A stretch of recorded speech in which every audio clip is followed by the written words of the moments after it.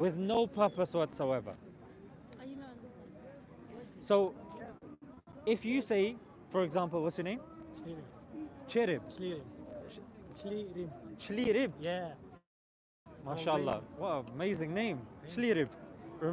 I'm going to try to remember that. Chlirib. So let's just say Chlirib. I say Chlirib is very wise. Yeah? Very wise guy. And then he makes an invention. All of us gather around a Chlirib. What is this? He said, I just make. Now why? What's the reason for this? I don't know. Would you think Shlirib is a wise person if he is making so many things with no purpose whatsoever?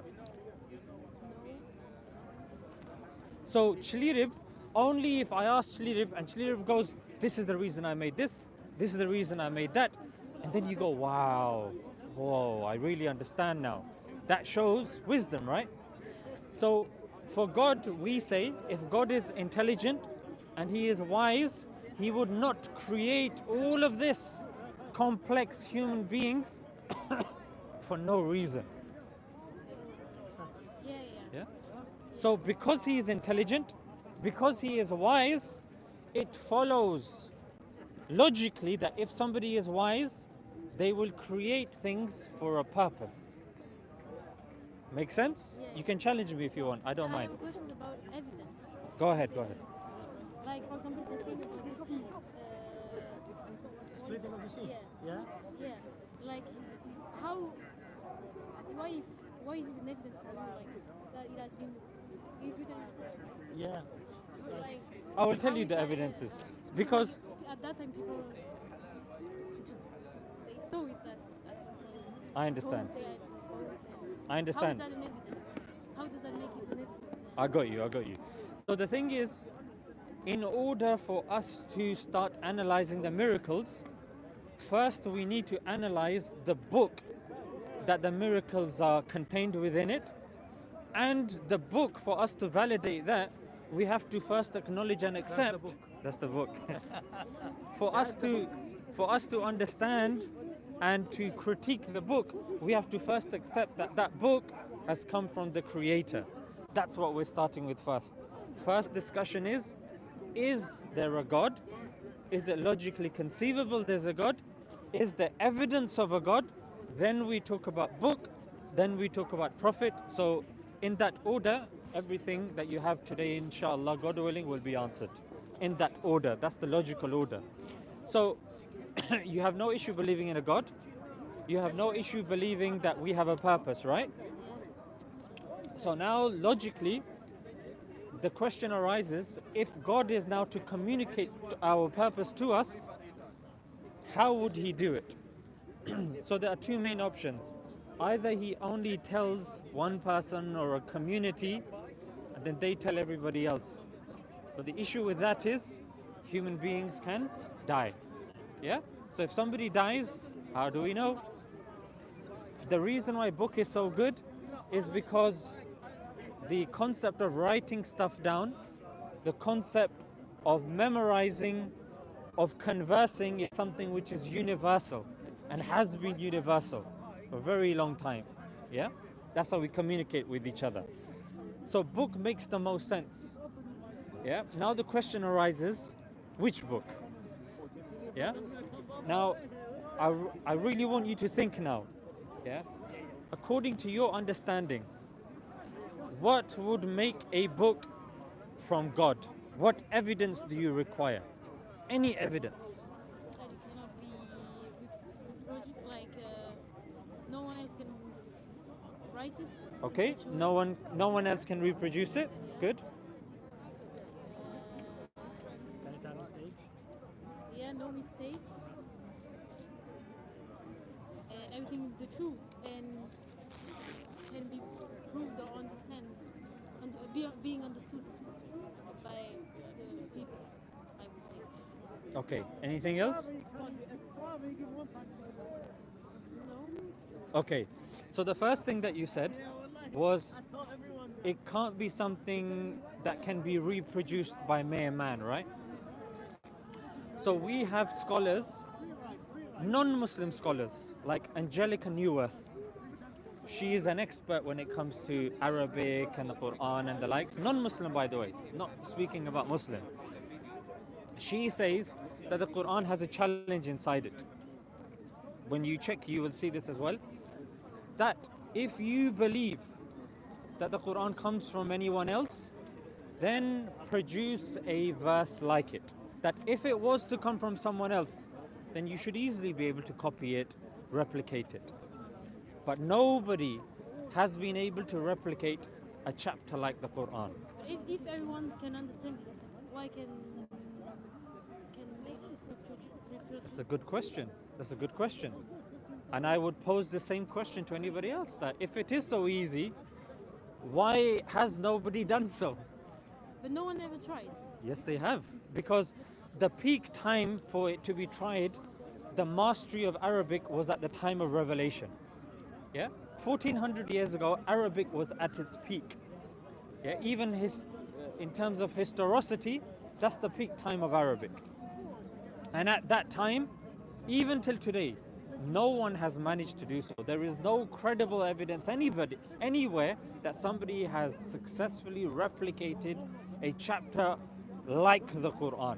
Hasn't been done. Muslims have made this claim. Non-Muslim scholars like Angelica Neworth has made this claim as well. Now why? And I'll come back to that.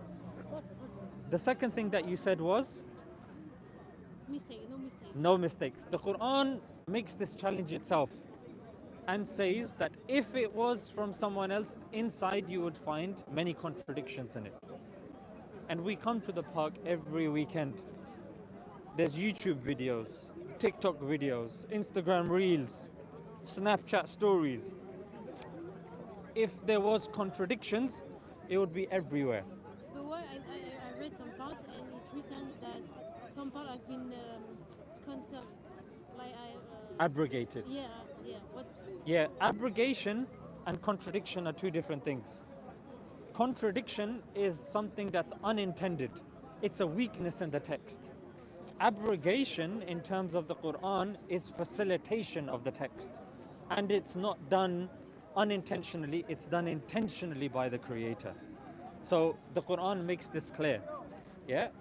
But contradictions is the issue that we're dealing with at the moment. We can come back to abrogation. Contradiction means that somebody is so unorganized that when they are claiming or they're writing something, maybe 5 years later, maybe 20 pages later, they are saying something else. Like they are not consistent. That what they are saying is not divine, not from the Creator. It's from their own head. Yeah, because that's the sign of human beings. We forget. And our memory, our ability is limited. So the Quran, the holy book, any holy book cannot be reflective of a human being. So the Quran makes this claim, and till today, nobody has brought valid, strong, stern contradiction of the Quran. Hasn't been done. In fact, you will notice, and this is the third point, it has to be accessible to everybody. The Quran was revealed 1400 years ago. Until today, the same wording. The same wording. You will go here, Speaker's Corner, people will be giving free Qurans. You'll go Stratford, free Qurans. Leicester Square, free Qurans.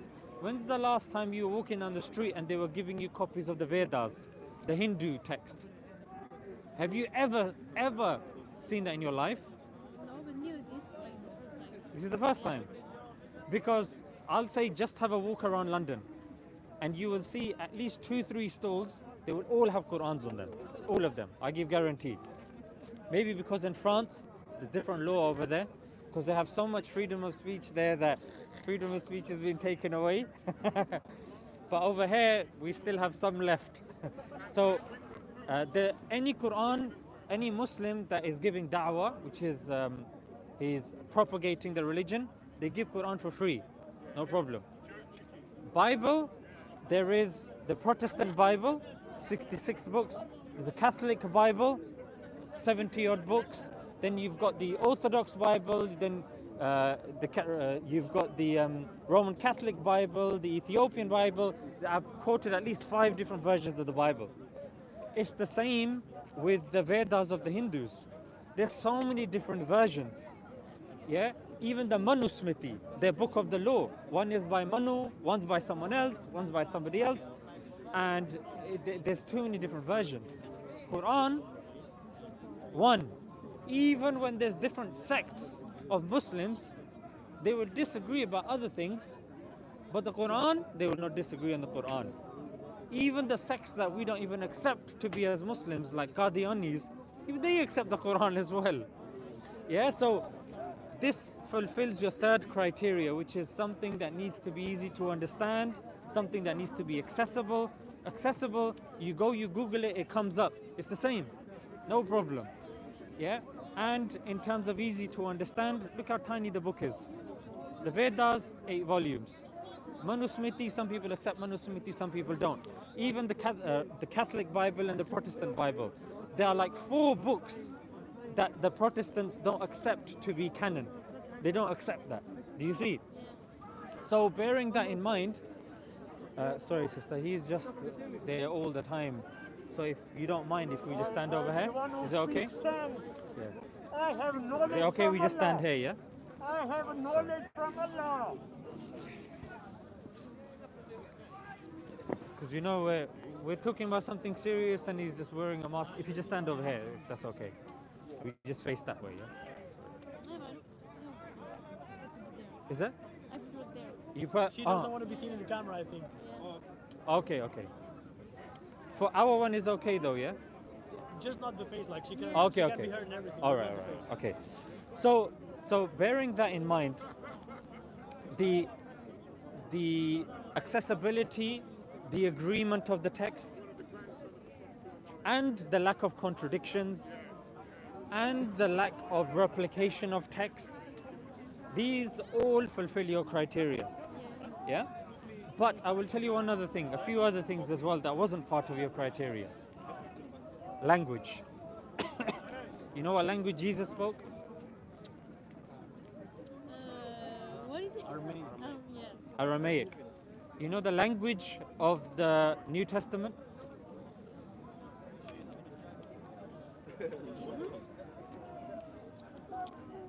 Koine Greek. Jesus spoke Aramaic. New Testament, Koine Greek. But any book you see today of the Bible, all written in English. Quran was revealed in Arabic. Muslims read in Arabic. Arabic is the 4th, 5th, or 6th, it fluctuates every year, most spoken language on the planet. Who speaks Koine Greek? Forget Koine Greek. They believe Jesus is God. Who speaks the language of God? Aramaic. Have you come across anybody who speaks Aramaic? It's an endangered language. According to UNESCO, it's endangered. Like, you know, you have endangered species like pandas and all of that. It's an endangered language, for God's sake. I don't understand this. The language of God is endangered. How does this make sense? Hindus, But because it has been changed. no, it means that nobody is bothered preserving the language. If they can't even preserve the language of God, how on earth are they going to preserve the language of the Bible? Sorry? It's the language of the revelation, not the language of God. We should separate between these two things. Not necessarily, because Koine Greek and Aramaic, they overlap. You should know this. Yes, I know this, but what I say is that So if Aramaic is endangered, then that points issues with Koine Greek, because there's accessibility problems with Koine Greek as well. I just try to I mean, you said that it's the language of God, but Yes. I don't believe it's the language of God. I think that maybe for you Arabic is the language of God, but I can say that both are the language of What God. language God did- has another language. What language did Jesus speak? Aramaic, as you said. I don't understand what the issue is then. No, you said. That's the it's language of God, right? Do you believe Jesus is God? No, Son of God? no. Then why are we having this discussion? Were you Muslim, Christian? No, What are you said- doing? Because you claim that it's the language of God. This is why No, I said it's not the Christians language believe of God. Jesus is God, right? Yes. He's speaking Aramaic, right? Okay. Aramaic is an endangered I understand language, your point right? of view. So your point of view is based on what the Christian says. Yes, brother, we're talking about Christians. I thought like it just. Pay attention, please, brother. You're spoiling the flow of the conversation. I have a question. Like, Yes. so Jesus, he preached, right? Like he said the words of God. So Christians believe Jesus was God, right? Yeah, no, but as Yeah. a prophet. Because Yeah, we believe Jesus yeah. was a prophet. We So don't believe he was he God. teach religion. Yeah, we believe when Jesus came, he was a prophet and he had a revelation called the Injil, and he was the prophet of the time. Yes. And is there any sign, like, did he wrote something? We believe that any scripture that is given directly to the prophet. Jesus? Yeah, so we believe Jesus was given a book. We believe Moses was given a book. We believe David was given a book. We believe a few of them were given So, like, for Jesus, you revelations. believe that his book has been, it doesn't exist Changed. anymore. Yeah, but it doesn't exist anymore. Like, the Yeah, true no anymore, no. message. No. That's what you- Not completely, yes. We believe the Bible of today has some truth in there, but we don't believe that it's revelation as it was revealed when Jesus was alive. And what's true in it is what's true in the Quran. Right? Exactly, yeah. So whatever is confirmed to us in the Quran, This is what you believe. that's what, because I'll tell you why. Because, like I was saying, the Quran, it's preserved in terms of language, like it's Arabic. We have access to Arabic today. Number two, it's memorization. Every other family, at least one person has memorized the Quran from cover to cover. You know this? Yeah. It's normal. If you say to a Muslim, oh, I know someone who's memorized the Quran, it's not a big deal. But if you hear somebody who's memorized the Vedas, whoa, this front page news. Whoa, what is this? Yeah? Or even the New Testament. The reason why that's going to be more miraculous is because that person's going to have to memorize all the different versions of the Bible. So I think that's going to be miraculous in itself. You see? So with the Quran, it's much more simpler. So language preserved, memorization preserved, manuscript. Sorry? Manuscript. We have a manuscript, 4 folios of the Quran that's dating to the time of canonization. Yeah? Dating to the time of canonization. So when the Quran was being put together, we have manuscripts dating to that time. And it's been checked using science. Yeah? It's called the carbon dating method. You aware of this? So to check, if you find an old document, really old document, for you to check what time it's from, you have to do something called carbon dating. Yeah, so that manuscript is in the University of Birmingham. It's been carbon dated to the time of the Prophet. And it's been carbon dated by university, not of Karachi, not of Istanbul, not of Cairo, but University of Oxford. Yeah, they have carbon dated it because you are asking for evidences. I'm slowly going to add the evidences on. Yeah, University of Oxford have carbon dated the oldest manuscript of the Quran. We have this, and we compare it with the Quran we have today, 100% word accuracy, 100%. Yeah, somebody of today can read the Quran of 1400 years ago, no problem. So the Quran or anything that comes from God has to be something that human beings can't change. And if today, I'll give you one experiment. If all of the holy books were burnt, all of the ancient holy books were burnt, only the Quran would be the one that would be written word for word. Only the Quran word for word. Because of memorization. Because of preservation, because of accuracy, all of these things that I've mentioned, preservation of language, verification of language, all of these things. What do you think about what I've said so far? Yeah, it makes sense. So, would I be accurate in saying that out of the holy books that I've mentioned, Quran is the only one that fulfills the criteria of preservation, accuracy, and the criteria that you gave me? Yeah. Okay. What's next? Like the question about the miracles. Like Miracles. The sea, the babe,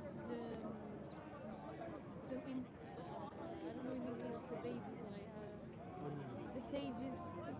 It The describes development of the development of babies. Huh. So here's the thing. If we accept there is a God, we believe God created everything. He is all wise. Yeah, he's all knowing, he's all powerful, etc. And then we believe that God revealed a book. He preserved the book. The book is accurate. Then surely what's written in the book must also be correct, right? Logically. Yeah. You can challenge argue me. against him if it doesn't make sense. You don't Yeah, have to yeah. just say, Sensitive person. Yeah. Like this is what I don't like because all of those miracles, for example, the sea thing, it's not a miracle to me. the splitting of the sea. Yeah. It's not No, a I mean miracle. the fact that it's the written in the Quran. water mixing with each other. Yeah. It's not okay. Okay, What? so the water mixing. Yeah. So when you see two very heavy bodies of water coming together, No, but the fact that it's written in the Quran. yeah, you don't think that's miraculous? The fact that it's written. Yeah. No. Why is it? No problem. The thing is, the Quran will describe certain phenomena, natural phenomena. If one phenomena was enough, then the Quran would have only mentioned one, because you have people of different mentalities, people of different fields. Some people, they're very familiar with the bodies of water. For them, when they see something like that, they will think, wow, this is amazing. For others, there'll be other examples that are mentioned in the Quran. For us, the greatest miracle is the miracle of the Quran. The fact that it is preserved, the fact that it is relevant. But if we do mention, I'll give you some things that are mentioned in the Quran and mentioned in the Hadith. You know the Hadith, sayings of the Prophet? So there were certain prophecies that were given. Yeah. Now prophecies are that which a person makes a claim about the future. However, that claim is not something which is commonly understood. It's enough for people to think, what's going on here? I'll give you an example, yeah? At the time of the Prophet, peace be upon him, yeah, there were a group of people called the Byzantines, the Romans, yeah, Byzantine Romans. They were fighting against the Persians. They lost. Not only did they lose, they lost really badly. They lost their strongholds, Egypt, Constantinople, Jerusalem. Their leader was brought to his knees, embarrassed. A plague had broken out to the people. They were not losing, they were losing badly. At that time, the Prophet Muhammad, peace be upon him, made the prophecy between 3 to 9 years, the Byzantines will beat the Persians. This is written in the Quran. Okay, you can check this. The Byzantines will beat the Persians.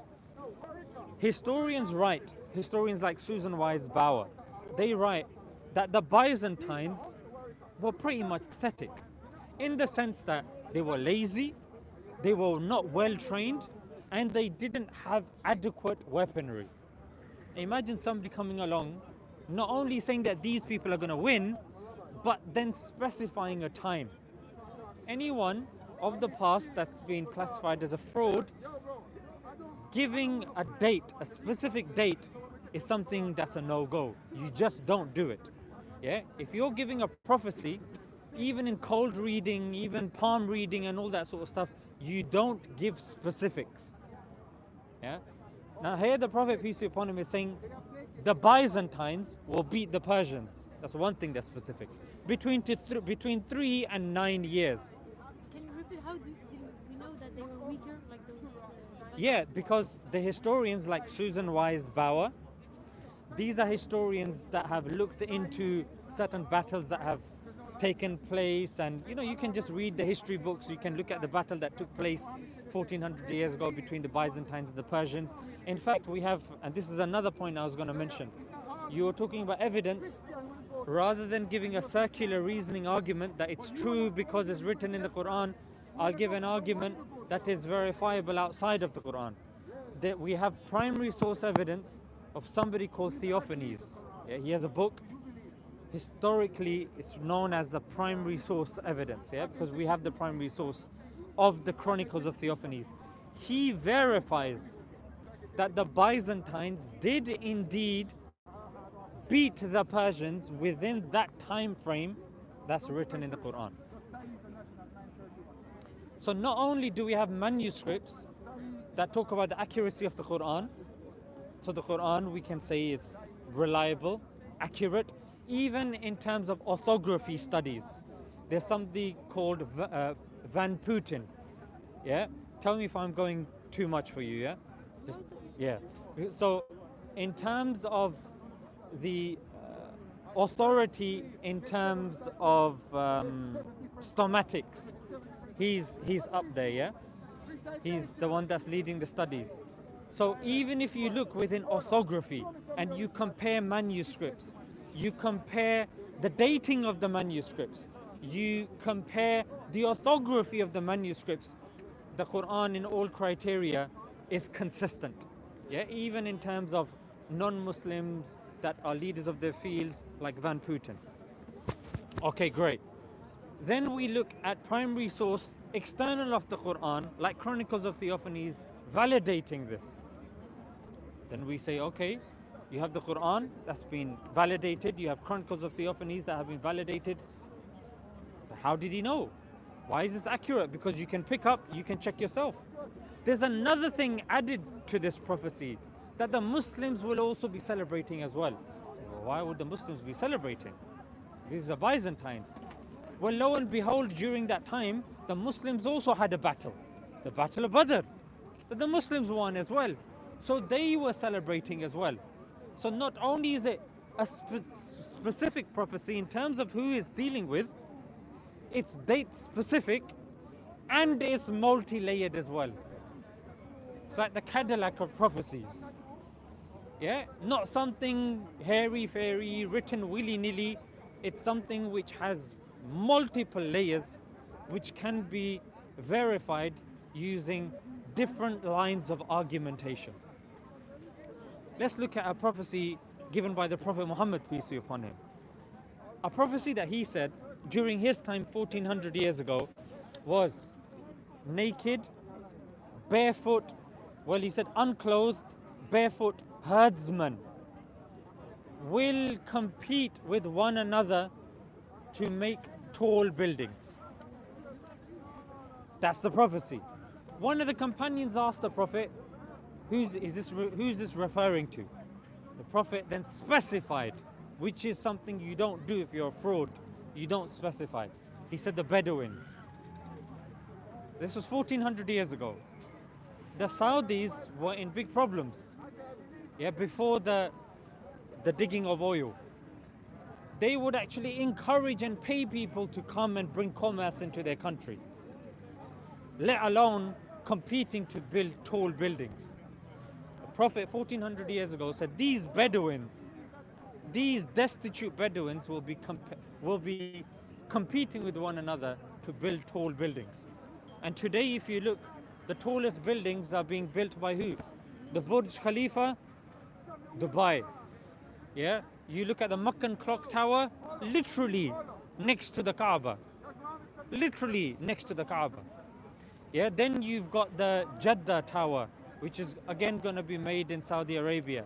Then the Burj Mubarak Khalifa, that's going to be made in, I don't know, UAE or one of these, Kuwait or one of these countries. Then you got a few, it's like 3 or 4 that have been proposed to be built. And they're just competing with each other. And who are they? The Arabs. Which Arabs? The desert Arabs. Competing with one another. And the oil was only excavated a couple of 100 years ago. It's called black gold. How did this guy, 1400 years ago, this individual, 1400 years ago, know this? No, but he could have guessed it. Well, there were other Arabs there as well. More, you say, no, maybe he's intelligent. Well, there are other more intelligent people there as well. Or at least of equal intelligence. Why don't we hear multiple But that's the question I'm posing to you. What's the question? The question is, all of these prophecies, their depth and detail, how did a man in the desert that couldn't read or write come up with these prophecies? Looks like a miracle. So these are the options, isn't it? One of the options would be, oh, he was really intelligent. Another option would be, oh, he was very lucky. Another option would be, oh, he was crazy. But all of these options, when we actually compare it with the historicity of the Prophet, they fall. The only one logically that's left is, he must be a prophet from God. So we've talked about the logic of there being one God. We talked about the logic of the Quran, the preservation of the Quran, the logic of the Quran. We talked about the Prophet and the prophecies I've given you. Even I was reading about Socrates. Yeah, Socrates is regarded to be the founders of Western philosophy. We have very little written evidence of Socrates. The only solid evidence that we have of Socrates is from his student Plato. Yeah? Many things of the past, the history that we have, the evidence that we have that they even existed, very scanty evidence, but again, it's enough. Yeah, when you look at testimony, okay, this person also said it, that person also said it, okay, no problem, must be true. But when you look at the science of hadith, that even the sayings of the Prophet, peace be upon him, have been preserved in terms of the chains of narration. That I standing here can give you the saying of the Prophet in the Arabic language, I can translate it for you, I can tell you the people by name in the chain, how they link to the Prophet, I can tell you the name, family, tribe, all of the accuracy. How? If it's just a random religion of the desert, how? How is it possible? How is it possible that any time the word evidence gets mentioned, Islam is there? The evidence is there as well. How? What is the explanation of this?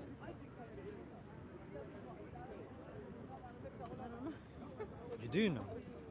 The only logical explanation is it must be from God.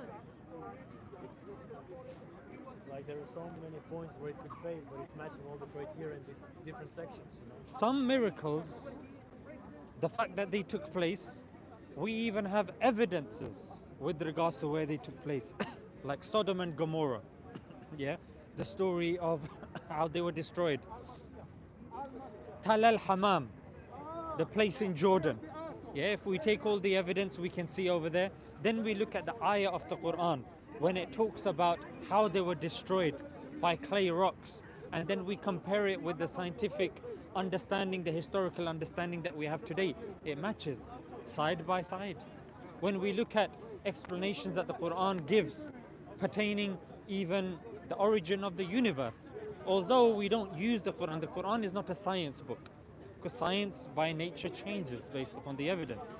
However, when we look at even the way the Quran explains the beginning, you see how the universe, or what you see around you, was together, and then we cleft it asunder, and then we spread it out. This is in line with the understanding that we have of science today. I'm not saying that it is exactly that, because science changes. We believe that Quran transcends science. But what I'm saying is that how did somebody 1400 years ago say this? And today, what's your name? Alice. Ali's. So Ali's, my name's Zishan. So Ali's 1400 years ago in a desert. Somebody is making such points, such claims that today they are relevant. Today. Islam makes the family unit and the explanation of the family unit very clear, very absolute. Don't disrespect your parents. Stay with your parents. Don't chuck them in an old people's home. Because even if you look at the accuracy of the Quran, it is your responsibility to look after your parents. Even if you look into the grammatical precision of the Quran as well. In Ali's, any aspect you take of the Quran, any aspect you take of the concept of Islam, you will see it not only relevant, vital today. You ask, I can bring some random person from the park today. I'll tell him there's a camera here. and I will ask him, tell me what a woman is. Definition. Give me definition of woman. They'll be confused. Any answer he gives me, if his boss sees what's being filmed, tomorrow he's fired. He gives me answer A, he's fired. He gives me answer B, he's fired. There's no right answer. They cannot tell you what a woman is. They can't tell you what a woman is. They can't tell you what right is, what wrong is. How can you prove using science if this bottle is right or wrong? Or what the purpose of this bottle is? If I stick it underneath a microscope, can it tell me what the purpose of the bottle is? Can it tell me if this bottle is right or wrong, happy or sad? It can't tell me any of this stuff. So that sort of information is not something that science claims. Yeah, science doesn't claim to tell you right or wrong. Science doesn't claim to tell you the purpose of things or why something is. That's why these people today, you know what's happening in Palestine, isn't it? You say, no, it's okay. It's okay. Say, so many children. So many children, you're killing so many children. No, it's okay, self-defense. Self-defense. And they're professors, people with PhD saying, yeah, self-defense. But the guy's got a PhD. The guy's a doctor. Well, what's so a doctor? A doctor like Dr. Pepper? Doctor like Dr. Dre? Probably. Some people, Ali's, empty. Nothing's there. And that's why, for you to understand all of this, you know in your heart of hearts, all of this has a creator. If I show you a leaf, you look at a leaf, you go, okay. But if I bring a Picasso painting of a leaf, oh wow. So £12,000, them doing bid on the auction, £12,000. Last week, what was it? I think it was like $15 million. There was a banana taped to a canvas. Yeah. The hell is going on here? $15 million, and then a Chinese guy bought it, and he ate it. You go to my local grocers, he'll give you one for 20 pence. Forget 20 million. At least this is the problem with people's mentality. Everything finished. Everything gone. That's because if there's no God, there's nothing. Without God, you have no... If you are going with him, you're going somewhere down there, and it's cold, yeah, you're freezing cold, and he says, we need to walk for 2 hours. Don't worry, 2 hours. So, okay. How long left? 1.5 hours. Okay. Keep going. Oh, no, 1 hour. Okay. Say, you've been going for so long. Where are we going? I don't know. No, but I thought no, I don't know where we're going. Are you going to think he's smart guy, intelligent guy? Think this guy's more dumber than the guy who bought $20 million banana and ate it? Because he doesn't know where he's going. So Ali's is very important. We know that the complexity of the leaf, we know the complexity of a human cell. Look, even the complexity of a mobile phone. Yeah? Mobile phone has camera. We're impressed. My phone has 2 megapixel, 3 megapixel, I don't know how many megapixel camera, but the eye is much more stronger, much more solid, much more precise and accurate than this. This has the memory, but we have the brain. Till today, we still don't understand fully the amazing nature of the brain. Consciousness, does it emanate from the mind? Does it emanate from the brain? Well, I don't know. They still don't know. Yeah, then you've got the short-term memory as well. This has got short-term memory as well. Yeah? Then it's got the battery. We've got the stomach and the digestive system and all of this. But this is something that people think, wow, Apple is coming with they release the same thing pretty much. Every other year, it's the same thing, just one extra thing tweaked in there. Khalas. But look at the human being. Allahu Akbar. One day the heart beats 100,000 times. every day.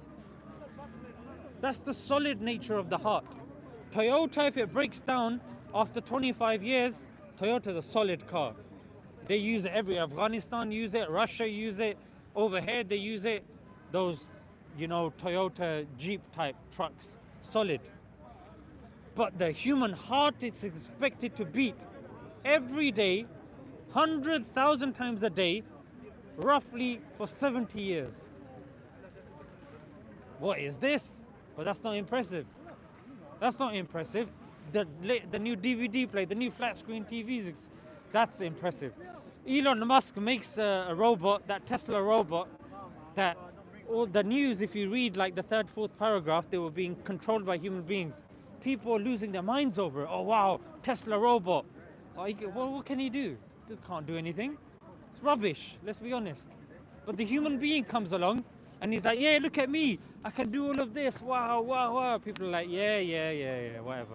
You came by chance. Millions of years of evolution. What evolution? Once upon a time, they believe human being was fish. Okay, if they convince you you're a fish, you are a fish, yeah? Then, I'm not finished, then billions years later, you became a frog. So then you have to take another miracle. Then you became lizard. Then you became koala bear. Then God knows. This is miracle upon, this is a lot of probability. Compounding probability. But you have to believe this. Because it's science. Science is telling you this. But when a religion says, look, everything has a purpose. Coat has purpose, shoes have purpose, gloves has purpose, this has purpose, that has purpose, you have purpose. No, I need everything. No, it's not. But about coming by chance, like people say, there's something that say something can happen if you all the conditions are like it's perfect, so it happens. Is the quality of perfection equivalent to chance or equivalent to design? What?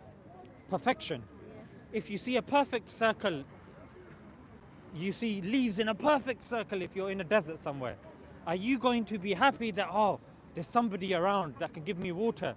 Or you're just going to stand there and just thirsty and when someone needs water, not starved to death, but parched. Or parched to death. That doesn't sound right. Thirsty to death. Let's just stick with that. Yeah. Are you gonna think that someone created that circle, or is there by chance? Like the first thing that So you go in the desert, you see a perfect circle. Are you going to think a human was here? Or are you gonna think it was chance, and you're not gonna bother looking for a human being, and then you're gonna die? I would take You would. If you, your name is? at least. Alice. If you are in Elon Musk's mission to Mars, and you go there, and you are digging with the spade, yeah? And then you dig, and you open up, and there's a phone in there. But that could be an explanation. It's not because it's at first like. But no one's what been to first Mars. thing in my mind is Listen to this. If they dig, and someone comes, and you come across a phone, what are you going to say to Command Central? Hey, I just found the latest iPhone, probably came by chance over billions of years. Or are you going to say, I found an iPhone here. What do you guys think? Should I look for life? Which of the two? yeah, but my point is to say that that could be an explanation. You cannot say that's not possible. But the But I explanation, agree yeah. with that, yeah. But the explanation, I'm giving you the explanation. I'm saying the explanation of everything that we see is a designer. Yeah. But Do you see what it? she's trying to say is that Yeah, everything could have come by chance if all of the requirements are met. Like if everything was, perfect, then it could have come by chance. This is what she's saying. Forget that. Let's get into mathematics, yeah? You know we're all made from proteins, right? Let's take the simplest protein. 100 amino acid protein, yeah? Because proteins are made from amino acids. Very simplest one, 100 amino acids. For you to make the protein that's required for human being, you need the L protein, not the D protein. So already the probability of you getting the 1 in 10 to the power of 30. It's small. Very small. On top of that, you need the amino acids to have a certain bond, the peptide bond, not the other bonds, not James Bond, yeah? Yeah. That then increases the probability. 1 in 10 to the power of 60. Yeah. That's 0.00000000000.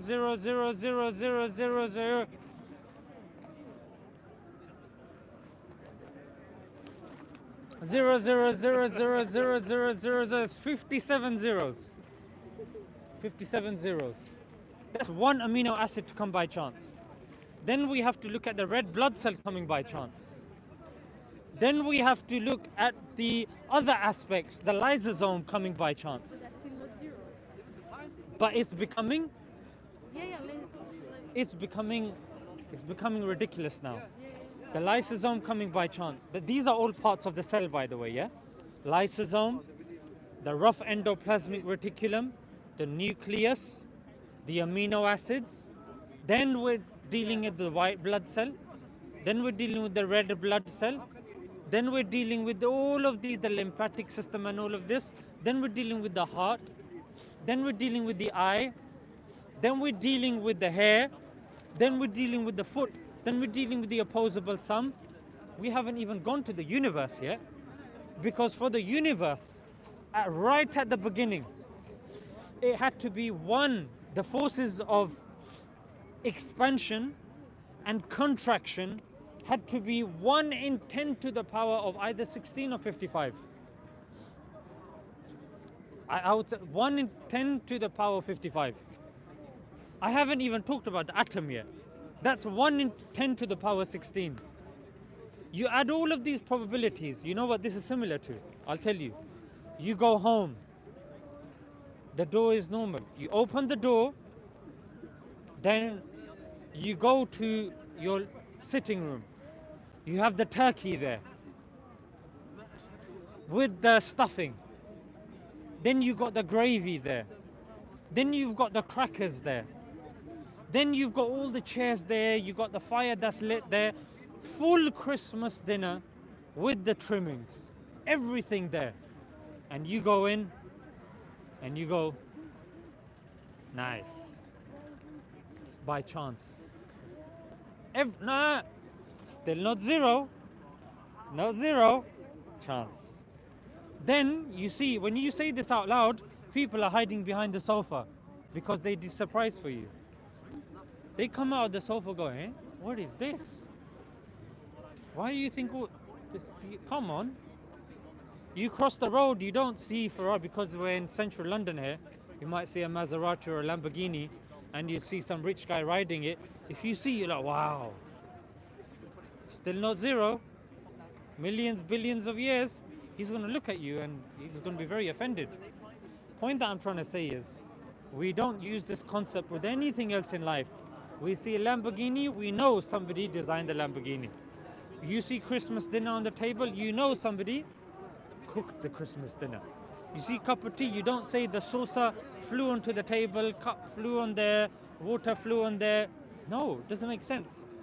Similarly, when you look at this level of probability, it doesn't work for anything else. Nothing else, we think, that came randomly. Only when it comes to the creation, only when it comes to the things that actually matter, we become Einstein. Yeah, we think, oh, everything chance. Actually, not even Einstein. I'd say the wish version of Einstein. Yeah, oh, it's all. We become pseudo-scientists. We start using obscure scientific theories that don't make any sense. We don't say chance in anything else. We don't say chance created anything. But when it comes to everything, Einstein believed in God. well, some people say. Actually, Einstein was Christian and he believed in God. On the final stage of his life, of all development and research, he did believe in God. A lot of people say a lot of things about Einstein, but one thing that is, I saw it in one of his books, and he said the most inconceivable thing about the universe is that it is conceivable. Yeah, and I personally checked and cross-referenced this quote. Point that I'm trying to say is that even if you look at the geniuses, yeah, the one who formulated, actually he found the evidence for the cosmic microwave background radiation, Arnos Penzias. Even he said that when you look at the wait, one second. It's because it's so cold. Intricacies, the intricacies of the universe, you will conclude that there was a supernatural plan. This guy is a scientist, one of the most celebrated scientists. He got the Nobel Prize. So point that I'm trying to say is, whether you want to look into evidences of the preservation of the Quran, what's written in the Quran, the prophecies of the Prophet, be it in terms of tall buildings, when he didn't know about the oil, be it in terms of him predicting, in terms of accuracy, 3 to 9 years the Byzantines will beat the Persians.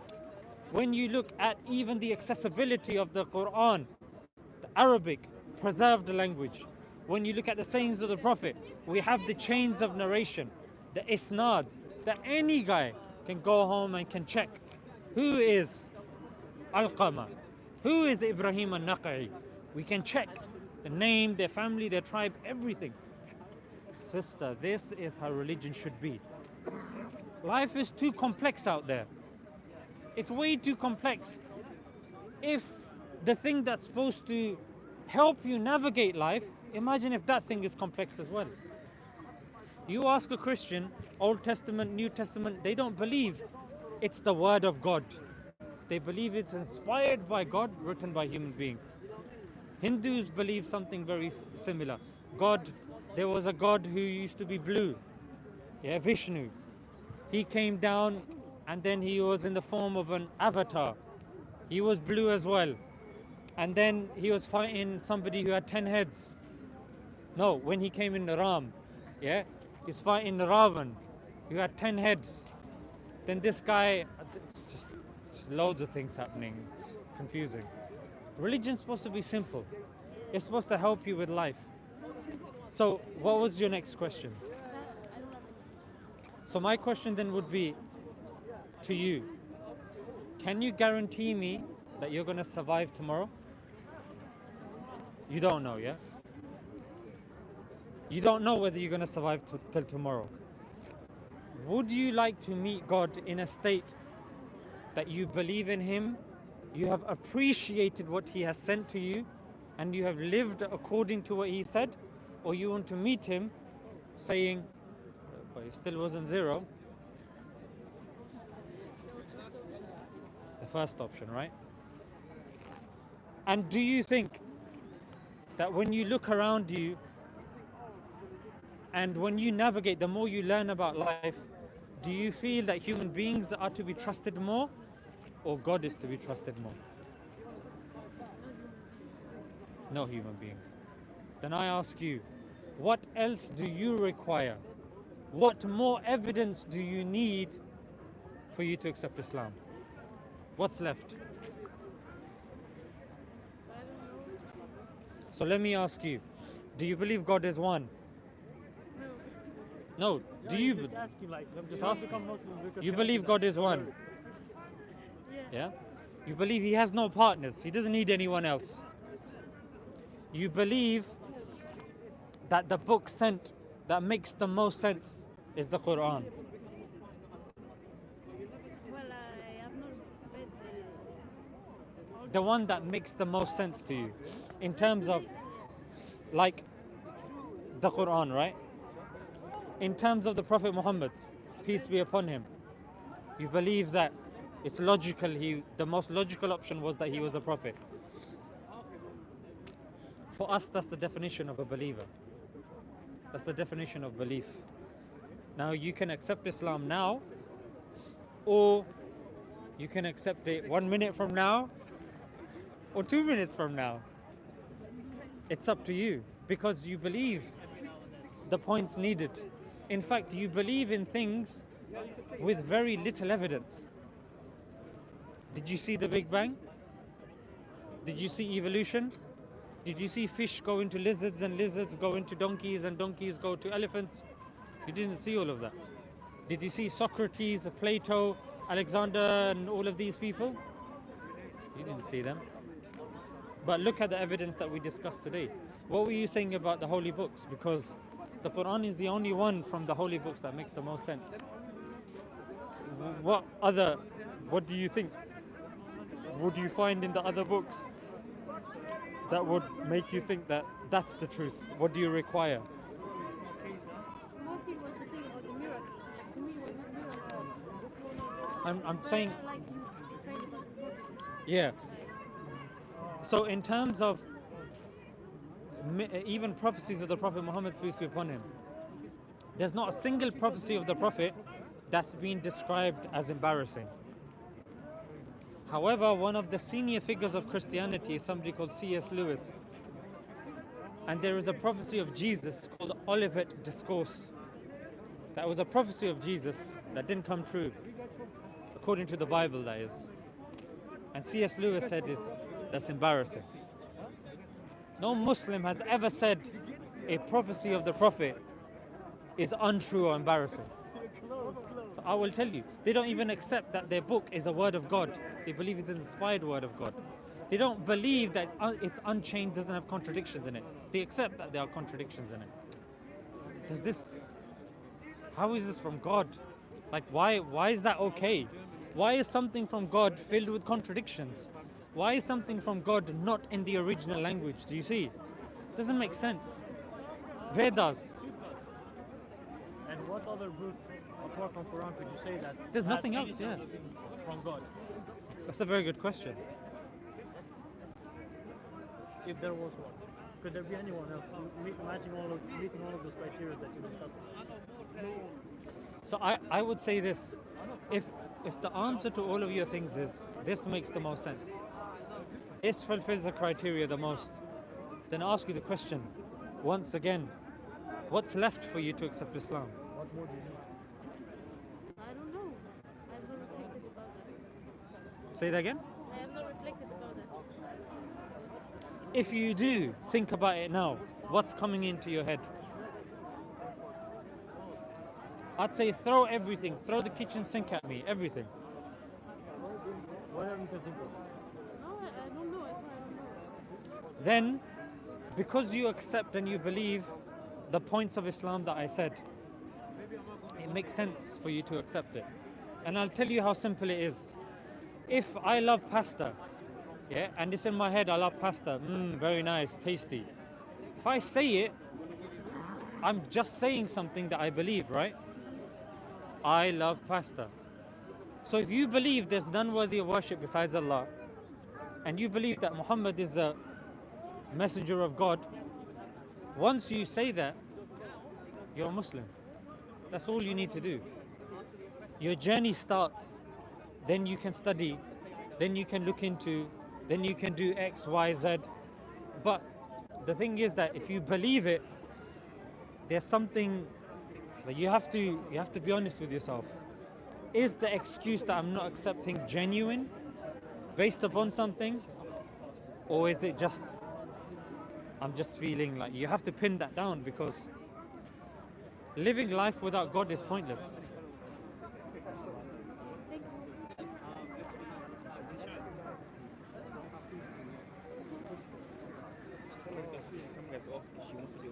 Yeah. If you want, just maybe if you walk around or something, and you want to maybe off camera, just on the side, you accept. It's up to you, because it's your journey at the end of the day. I don't know. I haven't seen you guys here before, and I don't know if I'm going to see you again. We're tourists. There you go. Yeah. And the thing is, sometimes we make a prayer to God for guidance. And sometimes God gives us that guidance. We just sometimes spur of the moment, we don't realize. Maybe if you walk around, you'll realize that, you know what? This is the answer to my prayer. Because these sorts of things we shouldn't delay. If somebody tells you, oh, Socrates existed, or this existed, that existed, no problem, that's fine. But you accept there is a God, you accept there's a prophet, you accept that there is a holy book, you accept that it makes sense, you accept that the evidences are solid. My question is, why the delay? And if you're here, it literally takes 1 minute. We can do on the side. You do your shahada, you say it, and then you slowly start your journey. And we help you on your journey. You don't like the camera, we put the camera in the bin, no problem. We put it in the shredder, no problem. Yeah? But the point is, you're a tourist. I have nothing to gain from you. I have nothing. Yeah? You have the most to gain from this. You have an entire family waiting, guidance waiting for you. And if you accept Islam now, then we can help you. We can give you some prayer mats. We can give you some phone numbers. They can teach you how to pray and all of that. It will help you in your journey. Because in France, we get sometimes calls and messages from people in France because there's not that much freedom of speech there. Over here, it's a bit more. So it'll be. You have freedom of speech. So it'll be more easier for you to connect with people here before you go back to France. Sorry? Yeah. So think about it, and then let me know. I don't want to push you too much, but again, from the discussion that we've had, for me, it seems like you're a Muslim. But it's up to you. Yeah? Well, yeah. Thank you. Take care. Yes, brother. I'm still confused. You're Muslim, right? Yes, I'm Muslim. Yeah, I didn't understand your point that you were making. She's very close. I think she just wants to think about it.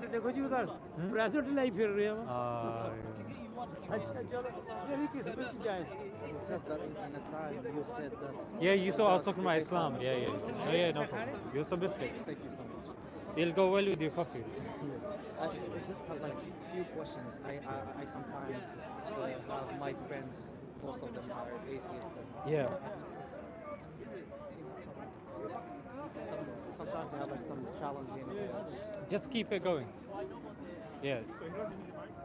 I don't know. We'll see. Sometimes they have like some challenging questions. About faith and Islam. Go for it. I want to have your opinion about those questions in order for me to be easier to argument and debate. Go for it. So the first question is how most of them believe there is a creator of this world, but the issue is how to get them to believe in the religion of Islam. From someone who believes in a creator to someone who believes in the existence of religions, and then believing in Islam as the only true religion in this world. First, you need to evidence that there is a necessary existence. Yes. Yeah. After the necessary existence, then you have to evidence that it is a God, and it's the God that, of course, we believe in. So in order to do that, you need to rationally evidence and prove that that necessary existence is intelligent, it's wise, it's all powerful.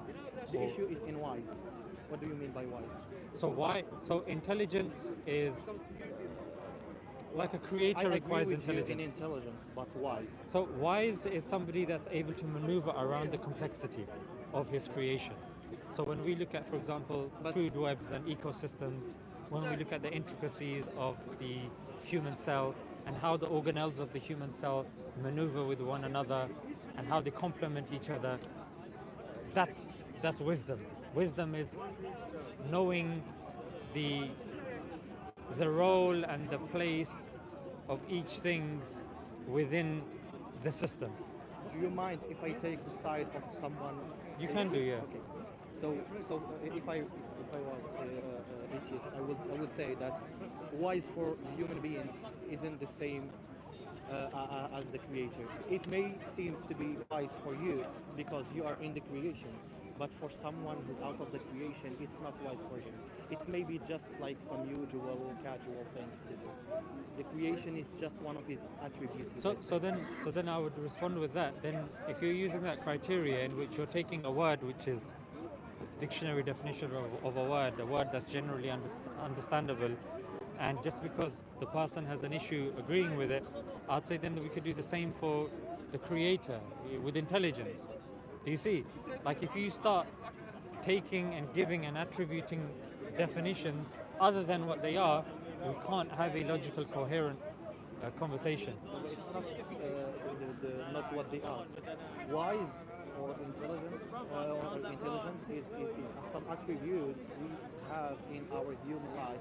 But wise in its meaning for the creator isn't the same thing, the same term wise for us. Let's just take for instance, for example, if we say that No, but some this AI is what I'm models are saying. wise, Yeah, but does it mean that it's wise the same way we are wise? no, but this is what I'm saying. If that person had no issue accepting intelligence, why did he accept intelligence then? He accepted intelligence. Maybe the intelligence is different to us. Why did he accept intelligence? Oneness for us is a different concept. Maybe oneness for, do you see? So when you start doing that, the whole conversation will fall apart if you can't agree on an axiom of No, we definitions. say what we can say is he's more intelligent than we are. But He's wiser than we are. But we can say he's the wisest and most intelligent. And why? Because if we took all those terms and we just do the most, then there will be contradictions in between those attributes. For instance, if I said God is most powerful and at the same time he can create whatever he wants, or is the creator of it, then I can say why God does not create, for example. No, which is a false, which is like a paradox. Yeah, so that's not a thing though. We say God is the creator of all things. Creating a rock that he can't lift is not a thing. What? A rock is a thing. No, creating a rock that he cannot lift, that's not a thing. Why? He is the creator. He can create whatever he wants. No, but again, that initial paradox, that initial thing, him creating a thing that he can't lift, how can he create something that's beyond his scope of? Do you see? The question doesn't make sense. Because I'm just trying to explain to you where the paradox is when we relate attributes, a lot of attributes at the same time to someone, and at the same time we give him the superlative of all those attributes, then there is contradictions between. It's either, for example, you tell me The contradictions would be in the questions or the scenarios put forth. The contradictions won't be in the things themselves. For example, the question itself, for you to say that can God create? Of course God can create a rock that he can't lift, but that's not a thing. A rock that God can't lift, that's not a thing. A rock is a thing, a very heavy rock is a thing, but a rock that he can't create is not a thing. but God can create everything, even though it's not a thing. It's something that can be created. You can just say it's not a thing, but it's something God can create, because God is the creator and He can create whatever He wants. So why not He create? But when we say a thing, yeah, then the thing is what we're now doing is we're being open to absurdities. Yeah, like okay, if God can do everything, can He cease to exist? But that doesn't mean you're going to take away the characteristic of God being pre and post eternal. Just because someone's posing absurd, logically flawed questions, you're still going to say, no, he is pre and post eternal. So this is exactly what I try to say. It's the No, interaction. But that pre and post eternal, how would you maneuver out of that? If they say, okay, can God cease to exist? What would you then say? We say God can do everything. Yeah, logically conceivable thing. Something that's posited, that's illogical, and then saying, no, God has to be able to do that, otherwise he can't do everything. But that thing itself is not logical and rational. Do you see? And I agree with you. Do you know why it is irrational? Because if we came from the first propositions that we have agreed on, then it is an interaction, or it's lots of attributes. So if you want to go by implications, you can't go by an implication which contradicted another proposition. It's like this and this and this and this. This is why the issue is when you try to combine all these attributes of God, there will be a very it will be very hard for someone who perceives things and very rational, and for him to understand this. But that's the crux of the discussion then, isn't it? That's what we need to, Yes. because the thing is, this all stemmed from your point that how can we evidence that this creator is the most wise? So now the question would be that they had no issue accepting one intelligent, or even the most intelligent, Yes. or one in its absolute form. But then the question would be, do we know one in its absolute form? Do we know what the intelligence would be of that creator? And the answer would be no, and we'd be back to square one. So what we have to do is we have to at least rely on a yardstick of language. Yeah? The language yardstick is something like, okay, where do we get definitions from? When it comes to philosophical definitions, can we agree to get them from the Stanford Encyclopedia? If it's definitions pertaining science, can we get it from the Oxford Dictionary of Science or Oxford Dictionary? You say yes, that's fine. Then let's take the word wisdom from there. Let's take it from a source that we're going to use as a foundation in this Can you discussion. give me the definition of what is wise from those sources? Yeah, exactly what I said. So, the concept of maneuvering around complexity. That's one of the definitions. So for you, someone who kills, let's say, for example, I don't want to say his name, but the guy we know that murdered a lot of people. But Yeah. for him, or for the people at that time, they were looking at him as a wise person. But was he a wise person? This is the issue I have with being wise, because it's a subjective thing. It's not intelligent, something, you can be intelligent in mathematics, you can be intelligent socially intelligent, you can be morally intelligent, but the issue with wise, it's very subjective. It's wise for us here is, for people in London, it's not the same wise for people in Paris and other places. Wise for a religion, it's not the same definition. Same applies for intelligence. Yeah, but what I'm telling you is that we have intelligence, for example, for someone is intelligent in different categories, or like, and we can agree on someone masters all these fields, then he can own the ultimate intelligence or something. Someone who can create all those intelligence is someone who is very intelligent. But this concept isn't working with wise. If we have someone who is intelligent necessarily. in physics, so There's a few points. I'm just trying to stick with the few points that you mentioned. So what you've done is you've taken your understanding of wisdom and you're saying because it's subjective, we can't apply the same way intelligence is applied, we can't apply wisdom. Yeah, that's one of the points you mentioned. Then you mentioned, and you conflated two things, which is the definition of something, and number two is the application of something. Yeah. So on the one hand, we're trying to say, is God wise? But what you're now doing is you're saying, and you're taking the application of the action and the wisdom of somebody else and saying, oh, look at what he did, therefore you cannot uniformly attribute wisdom to somebody. But that's not what I'm saying. I'm saying that capacity, that axiomatic understanding of wisdom, which is to maneuver around complexity, that should be the definition of wisdom. maybe I don't agree with the definition itself. Well, that's Because- fine, you don't have to. Yeah, because But according to this definition of wisdom that we have, you'd have to disprove this, isn't it? no, it is just that what I know from the Muslim perspective, Hakim, which is wise, has a different meaning from the definition you are giving. You give here. Someone with hikmah or wisdom, it's not just intelligence, but it's that his actions are all calculated, are morally.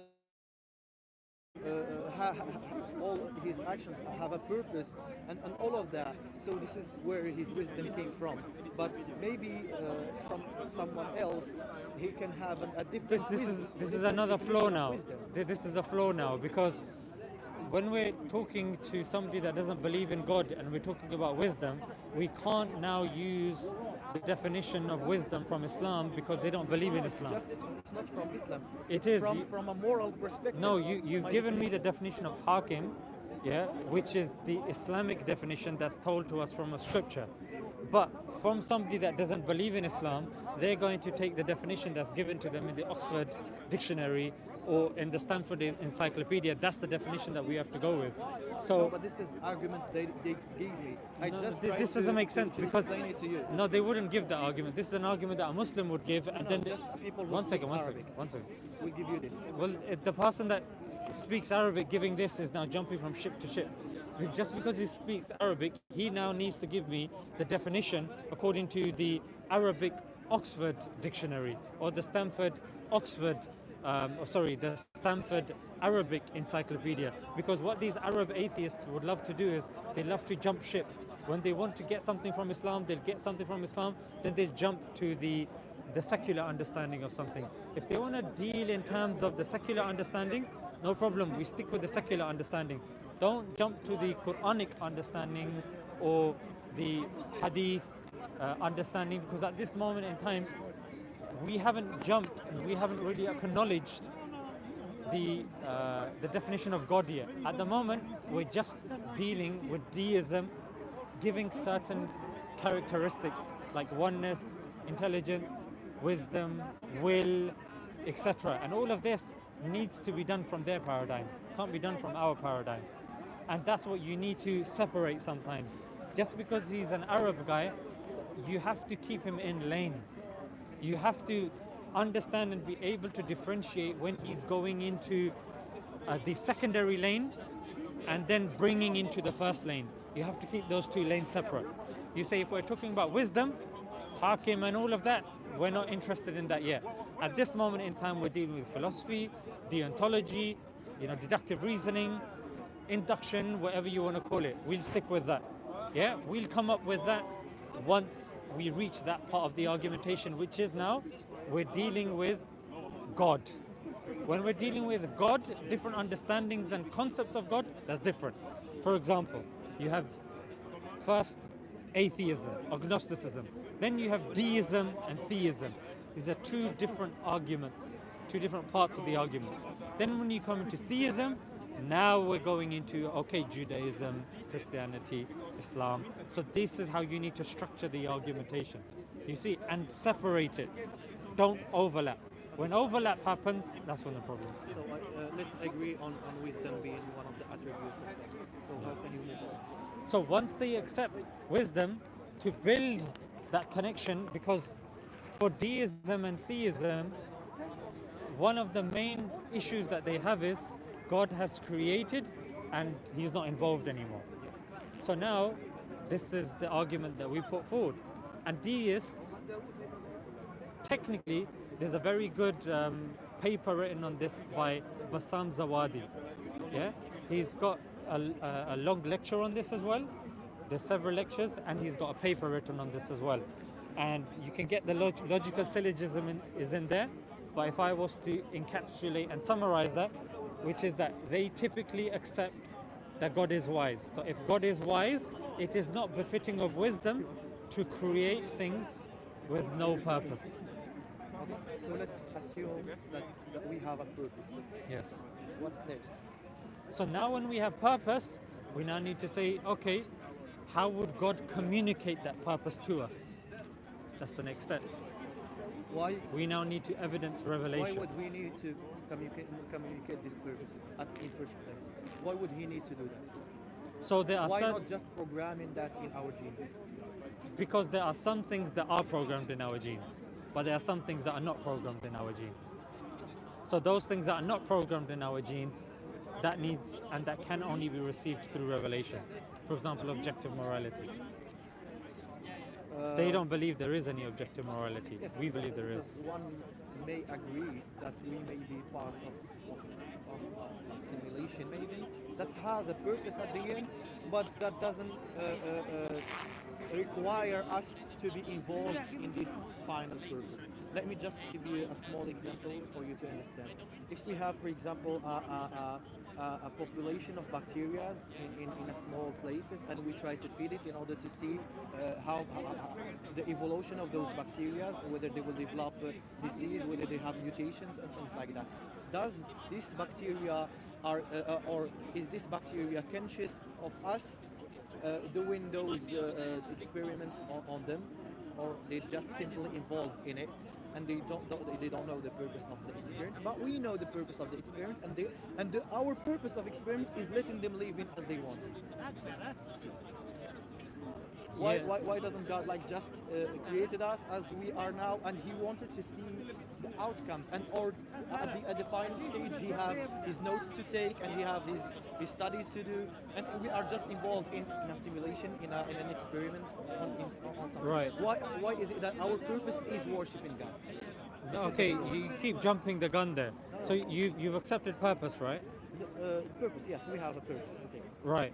And then now we're moving on to Revelation, and I said the bridge that Revelation covers is morality, is things that can't be intuited. But Yeah? why do we need the revelation in the first place? Because I already told you that there are certain things within us that cannot be learnt through intuition. They can only be learnt through being told. No, but I would argue that even though we have those things, but it's part of the experiment itself. Because That's a hypothesis that require. and you, I mean, you two doing hypothesis here. We both are in a hypothesis. You did the hypothesis that we need external source, and I do the hypothesis that it's. But who is between us the one? This isn't actually an hypothesis. This can be something that can be evidenced. Simulation has no evidence whatsoever. Yeah. However, the fact that there are certain principles that we know and there are certain principles that we don't know, that's factual. For example, I gave you the example of objective morality. Atheists don't accept objective morality. There's no such thing as objective morality. It's all subjective. It's to be learned, and then to be collated, and then it's to be improved over time. Whether you take utilitarianism or the other one, the Kant's one. So it's all experiential. So the fact that we claim that there is objective morality, and morality can be measured objectively, We that are in the itself. ones saying that. I'm just taking the side of atheists now. So I mean, not atheists, but now we arrive to the fact that there is a God and He is all wise. So I'm taking that side now. So how can I go from this to saying that there is religions? Your claim was that So we then- need external source. Yeah, My one claim second. is that we So don't need- then, on the one hand, you can take the argument via the argument of morality. Yeah, you're going to have to now talk about morality and evidences with regards to morality and utilitarianism and contractarianism. That in itself will take you another tangent, which I would, yeah, maybe which they would agree that morality itself is actually embedded or coded in our genes. Or it's not. How even would you morality, prove that? It's not. It's just the evolution process has required us to be moral. It's just they the don't make that evolution. claim. No, I'm saying now. I know you're saying, yes. but you can't just say stuff just for the sake of it if there's no evidence. It's not for the sake No, of no, it. no. It's There something- has to be evidence because the conversation has started with evidence, right? Whether it's deductive reasoning, which is a form of evidence, whether it's abduction, these are all we have evidences, some right? few evidence of evolution. Some strong evidence of evolution. Not very strong. Not fact. We'll not take it as a fact, but there is some proofs. I mean some sort of evidence. So you're saying there's evidence that morality has evolved. Yes. Okay, what's that evidence? it's like look now, for example, before we used to condemn people, gay people or bisexual people or something. Now everyone is okay with the fact that we can live with them, or they can be gay people. No, that's a sociological explanation. It's not a scientific explanation. What? That's a sociological explanation, not a scientific explanation. Scientific explanation you would be can't evidence from give me a DNA. scientific, explanation too. Can I what? You can't give me a scientific explanation too. This is why I'm saying I No, don't have the truth, and Yeah. you don't have that. So and I'm trying to be convinced of your point of view, as I said. No, that doesn't make sense because the argument of morality is not an argument of science. Science doesn't answer why. In fact, science doesn't answer moral questions. This is a quote attributed to Einstein. Where is this coming from? Why are we looking to science for morality? I didn't say science explain that. Yeah, you did. You said, "Oh, science can't explain this. Your thing can't explain mine." So, So this is what I'm saying. That science can't explain both of our points of views or our perspective. So why do I need to be convinced of your perspective? because I'm not making the claim that things have to be evidenced or things can only be accepted via science only. You're making that claim. No, I'm not making the claim. You just said you just said that. No. The claim I'm making is Yeah. why should I take your perspective as a fact or as the truth? Since No, you're both saying of us why can- should I take your fact as a truth because it can't be proved scientifically? I'm saying just because something, especially an argument on morality, can't be proved scientifically, I'm saying that's not the criteria. Your criteria is wrong. How can I have a discussion with somebody who doesn't understand how to even measure morality? You're flawed to begin with. Can morality be measured? No, morality can't be proven via science. Okay, so how do you say that it can be measured? I'm saying it can't be measured via scientific means. It now has to be measured using philosophical, So how rational, could it be deductive means. objective? I just told you. Through philosophical, rational, deductive means. Philosophical, rational. If philosophical, You're you got saying rational, rational, right? deductive. Yeah, rational. You can, the morality can be rationalized, of course. Really? Yes. In what sense? Kant's categorical imperative. There is lots of things in our religion. Utilitarianism, I'd say both of them are fairly rational. They've got flaws in them. The harm principle, that's rational. Rational, our principle. Yes, rational. Why? What do you mean why? Why is it rational not to kill someone or not to harm someone? If The you- trolley experiment. I mean, rationally, if I had Are to- you aware of the trolley experiment in utilitarianism? So that's one of the most typical arguments that get presented.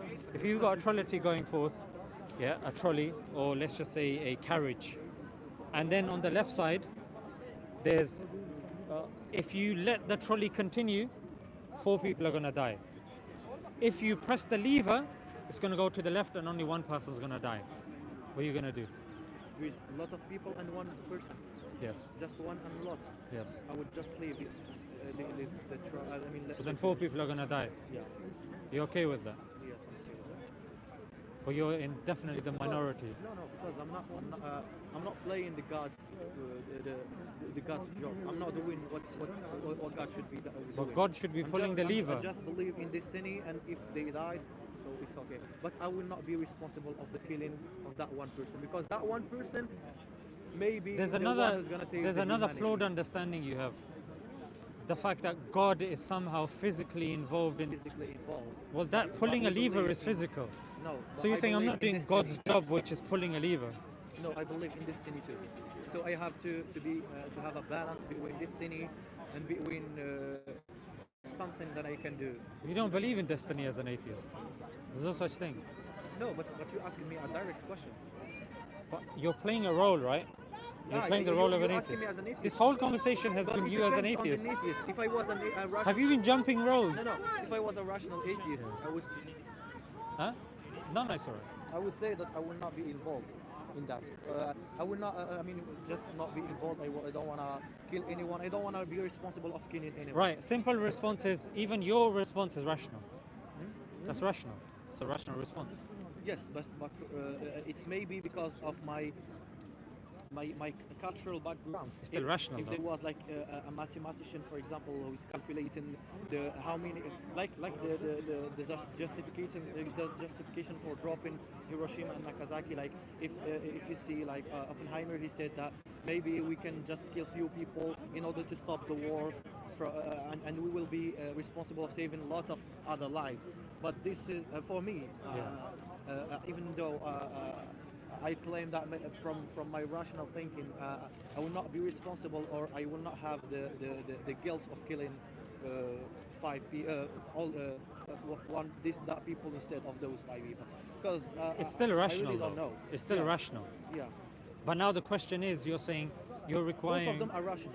Yeah. This is what I'm saying. Yeah. So both of what we are saying could be rational on the same, but why? Yeah, exactly. Is it that your perspective is the right one? This is what I'm trying to say. Yeah, so we need to distinguish two things. On the one hand, the Kant's categorical imperative, utilitarianism, that's when you're excluding God from the equation. So what they do is they look at sociology, they will look at the harm principle, and they will look at, reducing harm and all that sort of stuff. But on the other hand, we get our morality from God. Yeah? So that's why the argument always stems from, is there a God? Can you evidence that there is a God? That's where the crux of the argument lies. Because if you prove that there is a God, and then you're able to prove that there is scripture, you're able to prove that there is a prophet, the job done. Because our morality now will come from there. Yes, but What I you're totally trying to agree. do, what you're trying to do, is you're trying to take morality out of it. Yeah, I'm saying morality is inextricably linked to that discussion and that conversation, which relies upon evidencing and proving God. That's where the conversation starts from. Evidencing that there is a God, he can be rationalized, intuited, proved, etc. That's where it then rests. From there, once that's accepted, then it logically follows that the moral system that comes from God is the best system. Now, if you want to take morality in itself separately and say, how can we evidence morality? How can morality be proven? Are we doing it with God, or are we doing it independent of God? Oh yeah. So So we have. That's a where God. you need we to- We agreed on the existence of God. Yeah. We agreed that we are part of His creation. We agreed that we have a purpose that we live. But the only point I'm not agreeing on is why our purpose of life is worship. This is the only thing. Okay, that you we didn't have an emphasize. Yeah, issue. you didn't emphasize on this point significantly. I think Yeah, you jumped. significantly Yeah. on the Okay. why it is our purpose is worshiping God and not just living. Okay. Our living or us being alive. Does this is person a accept purpose the in Quran? itself. Does this person have No. they accepted the Quran? That's where I would go next. That's the next part of the discussion. But how You have to would evidence you the be able to Quran. believe in the Quran without believing in a religion first? No, if you accept that there is a God, then the next step is to prove that there is a revelation that comes from God. There is knowledge being bridged from the creator to the creation. So how can you prove that? That's what I'm saying. Then we need to talk about the veracity of the Quran, the criterions of the Quran, which again is depending on the person you're speaking to. You have to ask them. For you to accept a book from God, what's your criteria? Okay. If I want, that's a good question. For me to believe that, or let's if I If you wa- think that's a good question, then that's something you can note down in a notebook. Then I won't dwell on that too much. Then after that, whatever he gives you, he's making your job easier for you. Because now that's what you're going to respond to. If you don't ask a question, you don't find out what the criteria of the person is, sometimes you're speaking over their head.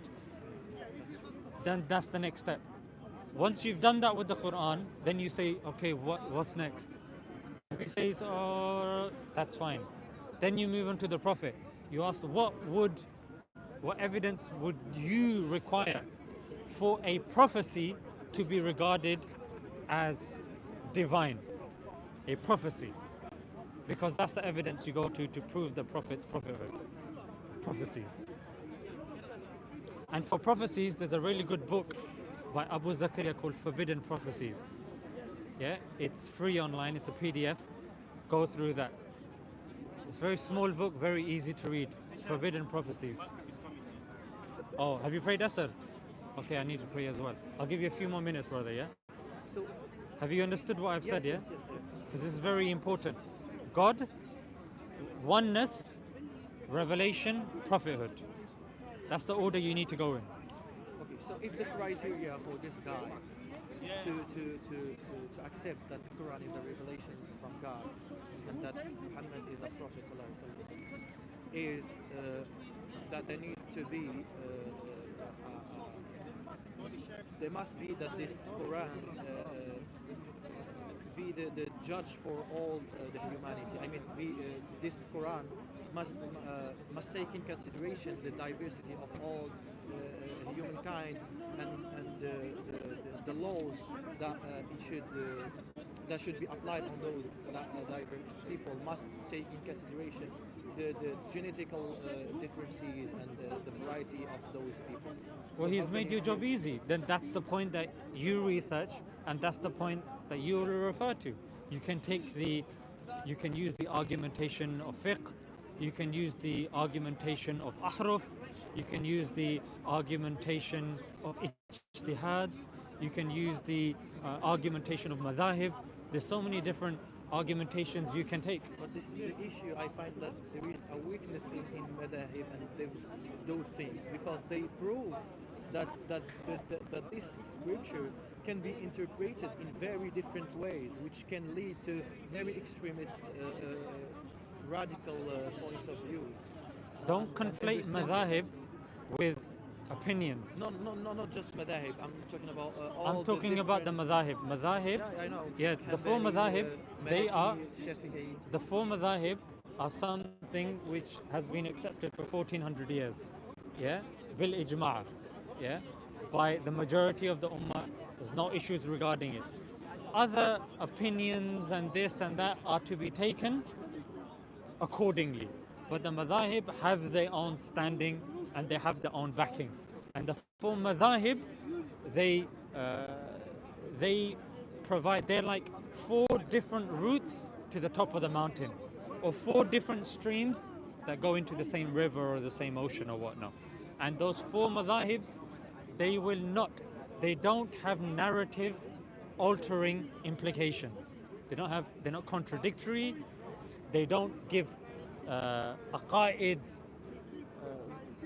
variations like one God and three gods, one Quran and three Qurans, 5 salahs and 10 salahs, one hajj and 3 hajj. Do you see? Like on the fundamentals, there is absolute agreement. More agreement that there is on the other religions that we see, if we make a like-for-like comparison. So when you look at the four madhahib, because the four madhahib is something Not which just about madhahib, I'm just like No. sorry for interrupting. Yeah. But I'm saying like. for bear in example, mind if our you time take- is limited, yeah? If you take the Shiites for instance, they are very. I mean. Don't make your job difficult.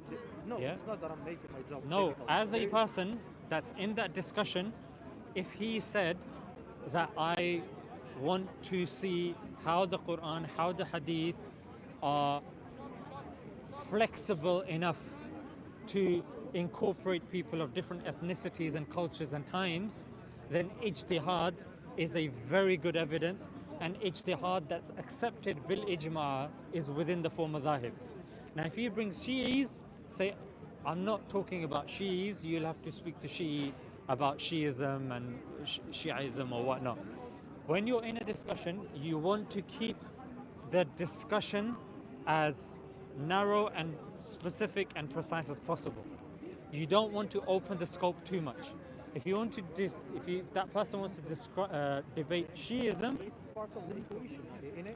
not necessarily. It's part of the, I mean, it's part of the for example, I'm not saying they are kuffar, but I'm saying that Shiites are part of the religion. So we need to, especially those guys, most of them are from an Arabic culture, so they know the weakness of the But there is- there- not the weakness, but I would say that the fitness of the. I so got they you. will- I got they you. I can- got you. Thing with Shias and Shiism is they accept the Quran. They have issues pertaining hadith. Yeah? And when you're going to the hadith, then they accept certain narrators. Because they are missing certain narrators out, therefore their narrations will be different to ours. Yeah? There's a really good book by Farid, yeah, in which he talks about the importance of hadith, and we have, many books. But the point that I'm trying to say over here is, you can give the same argument over here, but you can stick with what's common, which is Shias, Sunnis believe in one God, believe in Quran, believe in Hajj, believe in Umrah, respect of parents. There's more that we agree on than we disagree on. And you, as somebody that wants to convince this person of a God of Quran, of the Prophet, you have to stick with and be disciplined to the point that you're going with.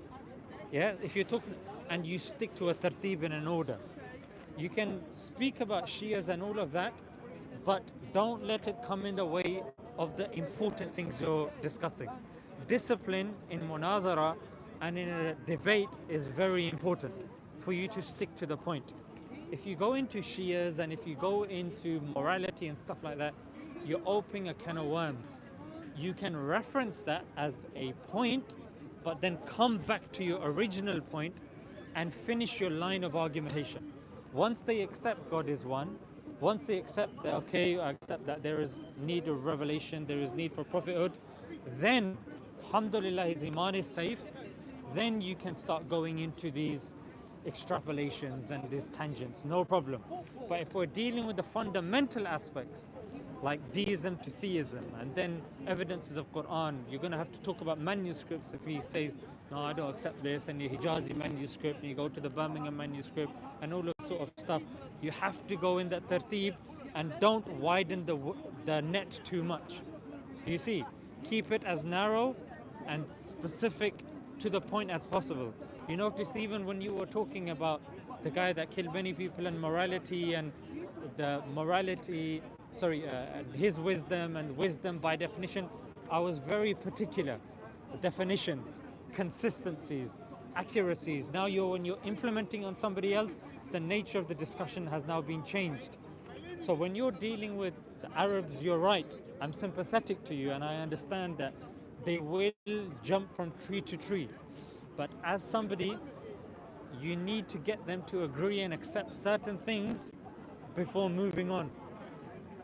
But is it alright if he just leans on here? No, let me just move you here. No, just come to me, just come. No, there's a railing here. You sure? Okay. As you mentioned, that's very important. Okay. The consistency of argument is, and how the debate is going is very important. But you know that most of people are not very disciplined. Disciplined. And they don't have even the knowledge of the debate, how it should go, and how you should respect the debate rules. Let's say, and they. I would say that most of them were born Muslims and then they became upstate, so they have a pre-knowledge of Islam, and as you mentioned, like. Then, brother, you bring them back to the original point. Then. No, as I mentioned, they agree on the first, as they say, they just don't believe in religions, but most of what we have discussed. I would say with these people, just because they're jumping from tree to tree, they're jumping from tree to tree because they want to trip you over. Yeah, but you should stay consistent, because if you don't, then you're going to be tripped over, and you're doing a disservice to the religion. I know you feel the need to, okay, he's now mentioned this point, I must answer that point and this and that. No, stick with the order and the tartib. I know you want to go to the other aspects and maybe just ask him, do research of that, and then you come back. But I would say, look, I've answered your point now, and then bring him back to that point. Have you thought about this point that I mentioned? What do you think about this? It's better for you to stay disciplined in the order and the tartib and help him go through that, even if it takes longer, than to jump to Shiism and Qadianism and morality and utilitarianism and yeah, because at the same time we're talking about the scripts, they start jumping into these different categories of Muslims, and they compare them, and they start taking conclusions from that, since there is And you bring them back. You answer that different, point and then you bring it back. For example, the Shias. The Shias believe in one God. They believe that the Prophet ﷺ is the last prophet. Yeah? They believe in Hajj. They do Hajj. They do Umrah. They don't lie to your parents. Believe in the Quran. Yeah? Don't backbite. They believe in Qiyam. When they're praying Salah, they do Qiyam. They do Ruku. They do Sujood. Then you talk about the common points. They'll talk about the uncommon points. Say the common points are more fundamental. And then if you compare that with Catholics and Protestants, you compare that with other religions, you compare that with the Hare Krishnas, so and you, this is why they reject all the religions, because they say that if there was like only one religion, then there would not be this different different But that's why- groups in the same religion ah, itself. not necessarily, And because one of them say to the other that you are kafir or you are out of Islam. I know, because of that. and See? to be honest, this is the problem with, unfortunately, a lot of Arabs have, because they do have knowledge of the language. Knowledge of the language doesn't mean understanding of the religion. That's the first point. And secondly, because they have knowledge of the language, they have. It's like when you go to Pakistani areas, there you got this mosque. Even Asian areas, you got Bengali mosque, a Pakistani mosque, an Indian mosque, and this and that. Especially when you go up north, Bredvi mosque, Deobandi mosque, Salafi mosque, this that. When Muslims get together, they have a lot of time on their hands. Then they start infighting, and this is the problem. And this is where, unfortunately, that is an issue that you do have to deal with. But once they accept the fundamentals of the religion, you're going to have to keep bringing them back. You can't say Islam is false because you already accepted A, B, and C. So what we now have to do is we have to understand why differences are there. And that's where you relegate the argument. You can't, and you have to be disciplined in the sense that you accepted there's one God. And when you have a tartib, you can constantly remind them of that. That's what the Quran says. Reminder is beneficial of the believers, especially in argumentation. Adrenaline comes forward and all of that. And sometimes people forget. Brother, let me just. Actually, thank you so much. Barakallah feek, Thank you for your time, and Barakallah especially like for the argument you have made about like the do you believe that the Quran is the real revelation? Because like that was one of the things I wasn't doing before. So once we want to Go rap. Yeah. Go rap God, oneness, revelation, and prophethood. If you forget it. Yeah? Ayera does good da'wah courses on it. Just going to do salah. Are you going to be back for some? Yeah, I will. After Maghrib? I'm just going to pray Asr. I only pray Asr. You know what? Just pass the prayer mat, bro. Guide him. Tell him to hold on the camera. Assalamu alaikum, bro. How you doing? Have you prayed Asr? I have, yes. You have? Yeah, Okay. Well, what's the plan? Where are you going now? With you is pray Maghrib. Okay. I'm just going to... Do you just want to stand here then? I'll just pray Asr. Stick is just there? Yeah, Oh, yeah. you're going to pray Asr still? I'm just going to pray Asr. Yeah, Okay, just okay. unfortunately, I just got... Yeah.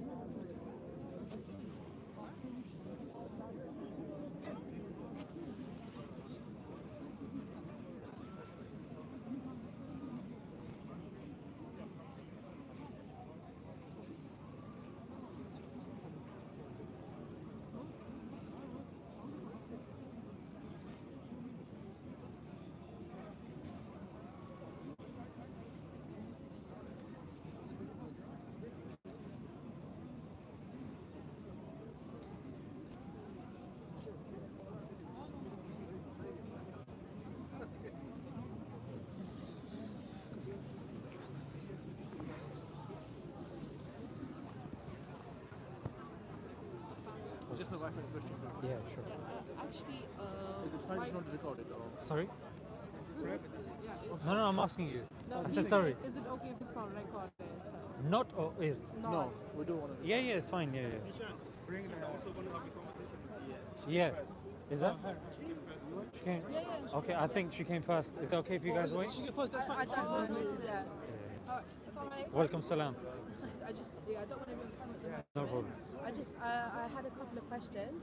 I was basically I came down here last week, and I was just like in search of like some knowledge, guidance. I used to come here, I think, I don't know, over. So you're just filming me, yeah? Yeah, please. Yeah, I don't What? But What if they get you from the back of the head? That's fine. Just my one. Bro, just get her from the back of the head then, please. Because then it just looks dead. Yeah. I don't mind being on camera. It's just right now at this point, You know when you said that, the reason why I think that would be good because now you'd probably have better questions. And what, because I'm in front of the camera now, regardless? No. Because of the line when you said that you're at that stage of your life. Because when you're at that stage of your life, people tend to introspect more, and the questions that you have will probably resonate with the people more. Because that's the only reason. But please don't get her face, yeah.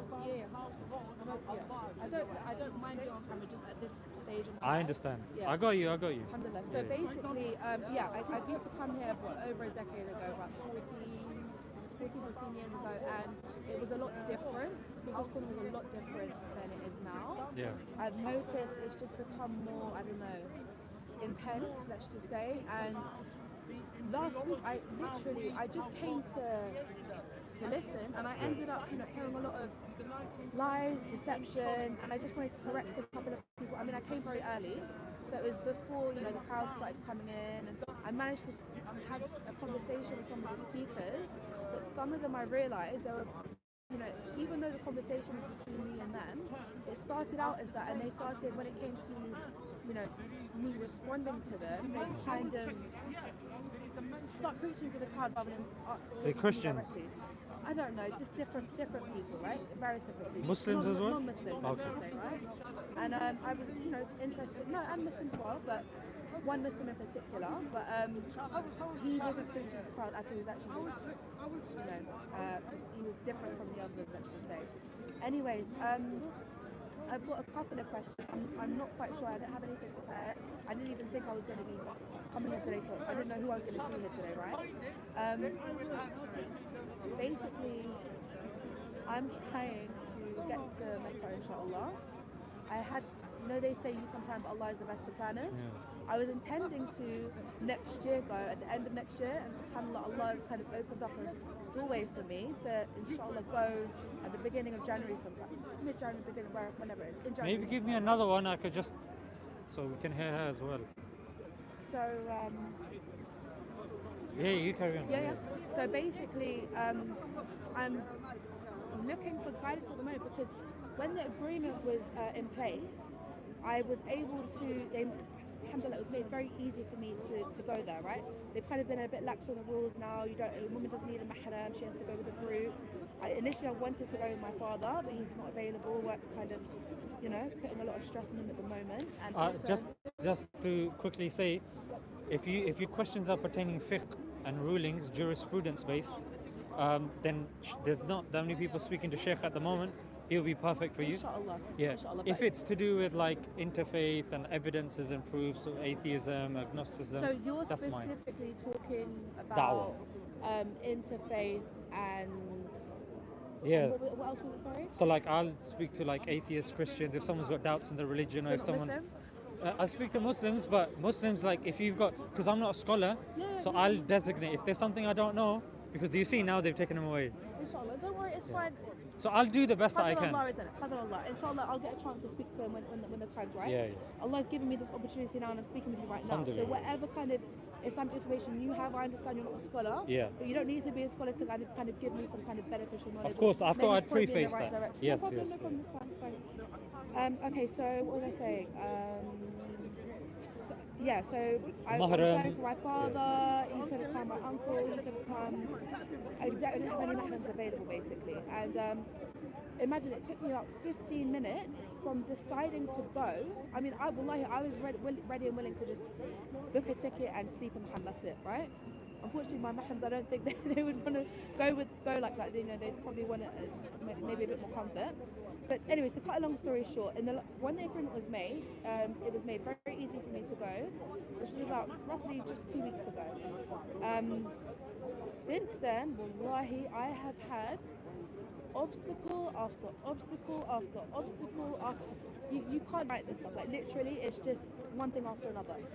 And to kind of sum it up, it's like I know I had 2 phones gone, I had a bank card gone, a pass gone, keys to my home gone, like literally just everything.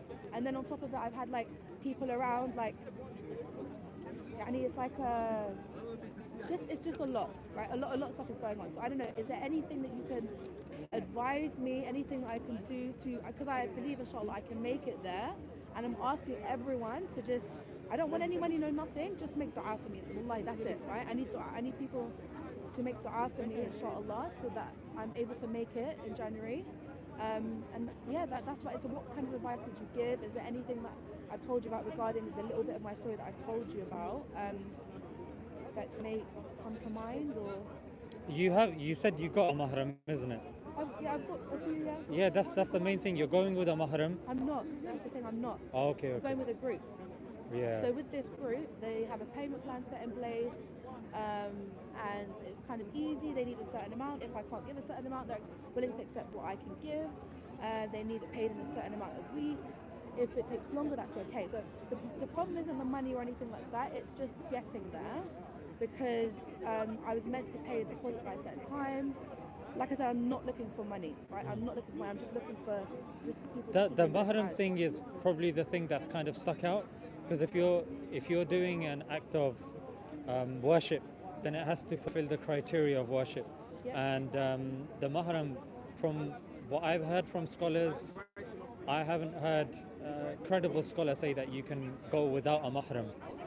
Yeah, that's what I thought, but apparently, I don't know. Yeah, Have so you heard about the change of rules very recently? I mean, just because Saudi may allow it because they are trying to do their Vision 2040 and they're trying to, allow as many people to come as possible, that's what they're doing. It doesn't now mean that the religious ruling has changed.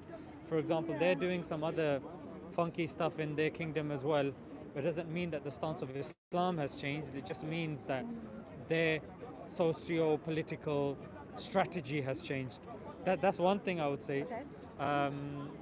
The other thing that, Okay. so when it comes to that, be very particular, isn't it? Be very specific.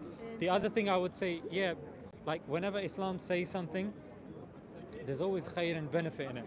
And the whole mahram system is there in place for the benefit of sisters, because unfortunately and sadly, there was a time once where a woman would be able to leave Medina and walk all the way to Mecca unharmed. However, now, even if you try to leave London, you'd probably leave with a couple of stab wounds, some homeless guy vomiting on you, getting fourth variant of COVID or whatnot. I'm telling you, sister, that the more and more society becomes as it is, the more rules that Islam's put in place become more and more evident. Of course, I completely agree. Yeah. I do understand, the little knowledge I have is that there's like 4 schools of thought. Yeah. So I know that some people, you have some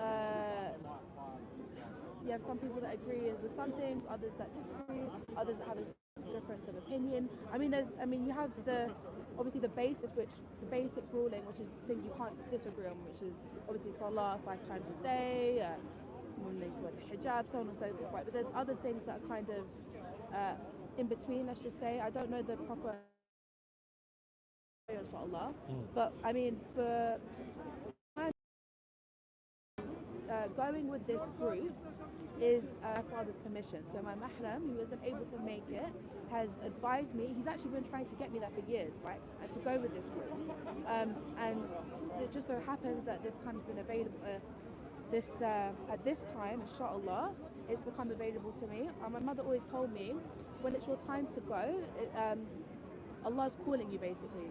Something like that, something to do with Allah will put it in your heart and He's calling you to go there kind of That's fine. So the mahram aspect. I just wanted to Yeah, I just wanted to yeah. quickly finish on this finish what I was saying just regarding this point. So the mahram thing is that it but also the sheikh who is taking this group, it's interesting in the sense that so he's been in contact with many high profile individuals, and then down to the layman like me, so I could learn a lot from him. He's very kind of sought after. It will be this kind of personal type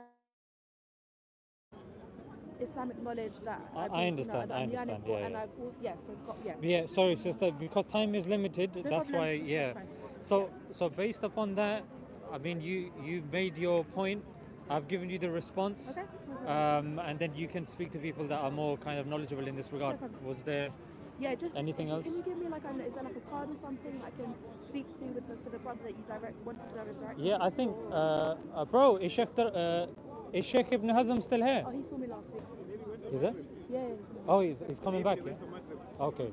So when he comes back, Yeah. yeah, you can speak to him, inshallah. Okay, You nice said to meet with regards to other things, Yeah. I would say when things are going wrong, make sure you're reading your adhkar on a daily basis. Yeah, there's a adhkar app. Yeah, morning and evening protection, sister. When I tell you, I can't even rely on technology these days. I literally need a book. If you wouldn't even believe the kind of things I've been through, like phones gone, all of that. Right, I've had to kind of. Books are the best, to be honest. Of course. And you're not.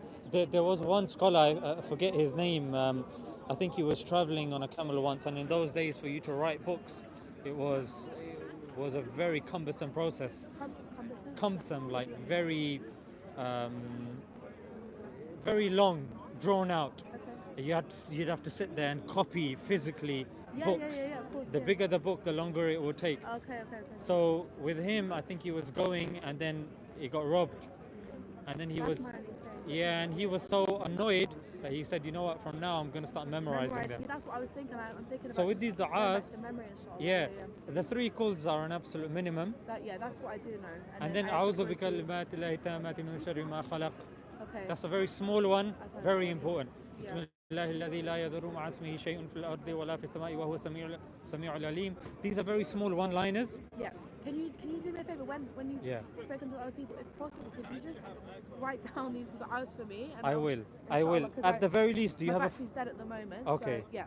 Okay, just so there's a dhikr and dua app. That's how it looks like. Dhikr and dua. It's a free app. Dhikran. Okay. Yeah, dhikr and dua. It's a free app, and it's download it Yeah.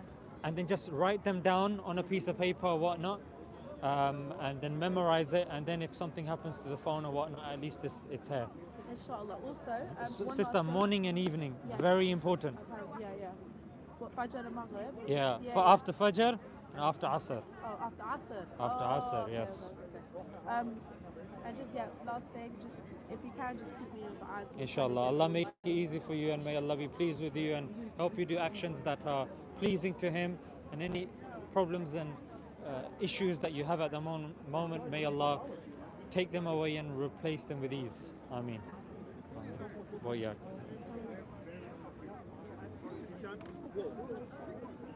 Yeah, that's what happens when you start slacking, bro. That's the 3rd time this happened. Oh my God, I'm so sorry. No, it's his fault. I mean, they're so close, I didn't even realise. Battery's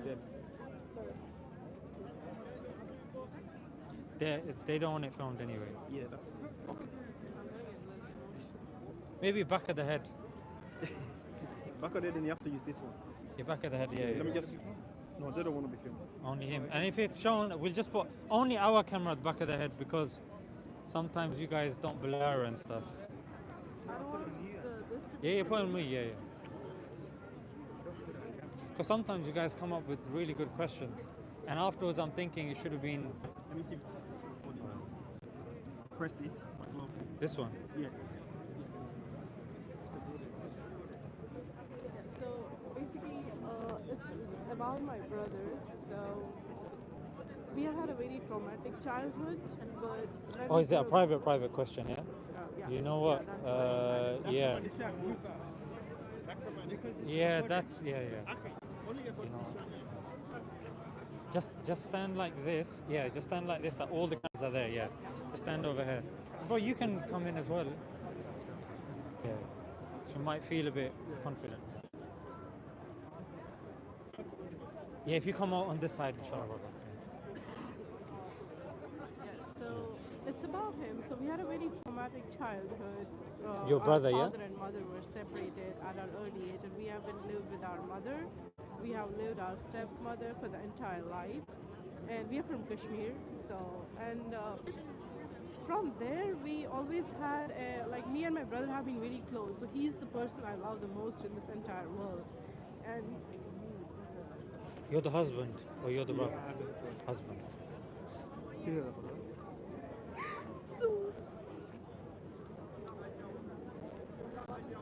he lost his faith at some point, which is just 3-4 years before. He's the one who's taught me the whole Islam. He's the one who's taught me hijab. He's the one who's taught me everything in my life about Islam. He taught me the proper way of doing the isnad and the chain of narrations. Everything that's literally very important in my life, because we were just going with the family Islamic things, and there were always going to be debates because Hanafi and all of that in our house. But he's the one who stood up, who told me what's right and what's wrong. But the problem with him is that he reads a lot and he has a lot of knowledge. Like he knows the entire science, he knows the entire geography, he knows the entire, the whole things in the universe and stuff, physics and all of that. And he was too much into documentaries, and he used to read a lot and stuff. And at some point, just 4.5 years before, he stopped believing in Allah.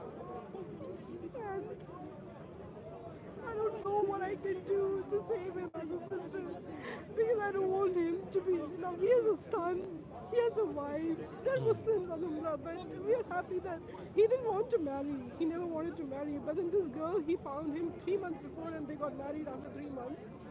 I'm very happy, alhamdulillah, that he's married to a Muslim family and he's got a son as well. I'm so worried about the son. I'm so worried about him. What's he going to teach him?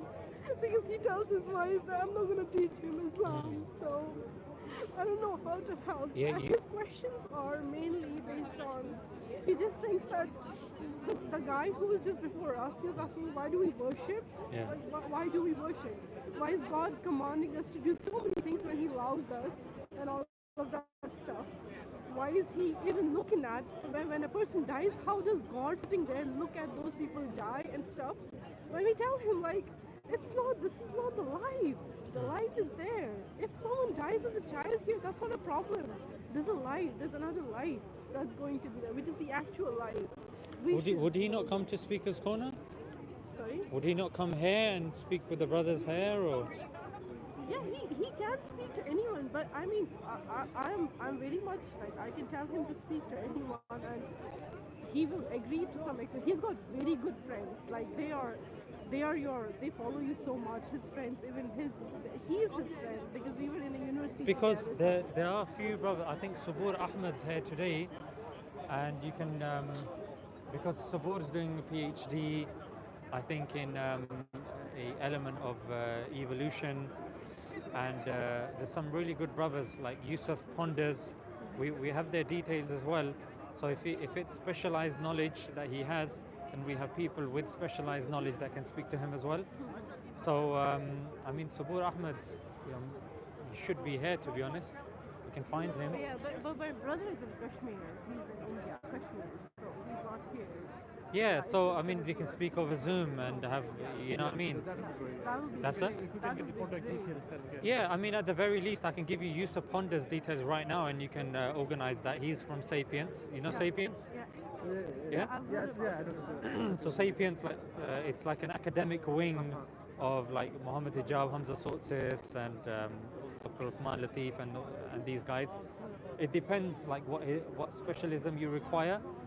Sabur Ahmed's very good with evolution. He's very good with his philosophy is good as well. Yusuf Ponder's philosophy is very good as well. Nihilism is very good, and stuff like that. So we've got details like that, no problem. I think Subur Ahmed. Um, bro, is Subur still here? Yeah. So he's gone, yeah? Okay. So, yeah, so no problem. So at the very least, this is I a... just don't want to go to any level to get him back to religion. Yeah. Because I know in his heart he does still have that, religious thing. Yeah. I don't know what is the pressure, is he thinking something beyond, because Sister, sometimes it's just bad friends, or sometimes it's when you're reading a lot, there's a difference between intelligence and there's a difference between wisdom. Intelligence tells you smiling is good. Wisdom tells you don't smile at a funeral. So some people, they learn stuff, but they don't know where to implement that stuff. For example, you learn science, but in order for you to truly understand and put science at its correct stage, you have to learn the philosophy of science. Yeah, and you have to know the assumptions that have to be kind of accepted for you to do science. If you start taking science blindly, then you start falling into extremism. It's the same with Aristotle. A lot of people follow and appreciate Aristotle, but if you start following him blindly, like they started doing, even Galileo, they had to kill him because they were just obsessed with Aristotle. You know what I mean?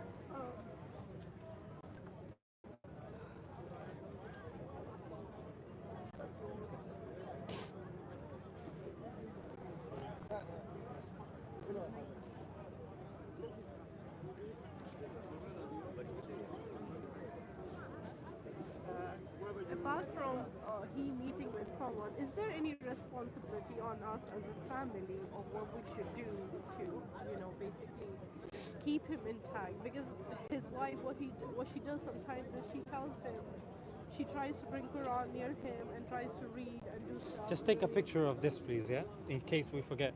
I want you guys to leave with some practical, actionable tips. Yeah? Yeah. So this is a free service by Sapiens Institute. For the people that are listening at home, is sapiensinstitute.org/lighthouse. So what you can do is you can book a free private one-to-one meeting if a person has doubts in Islam and that sort of stuff, and you have brothers that know their stuff, and they will give you that time because that's what they're there for. So that's in terms of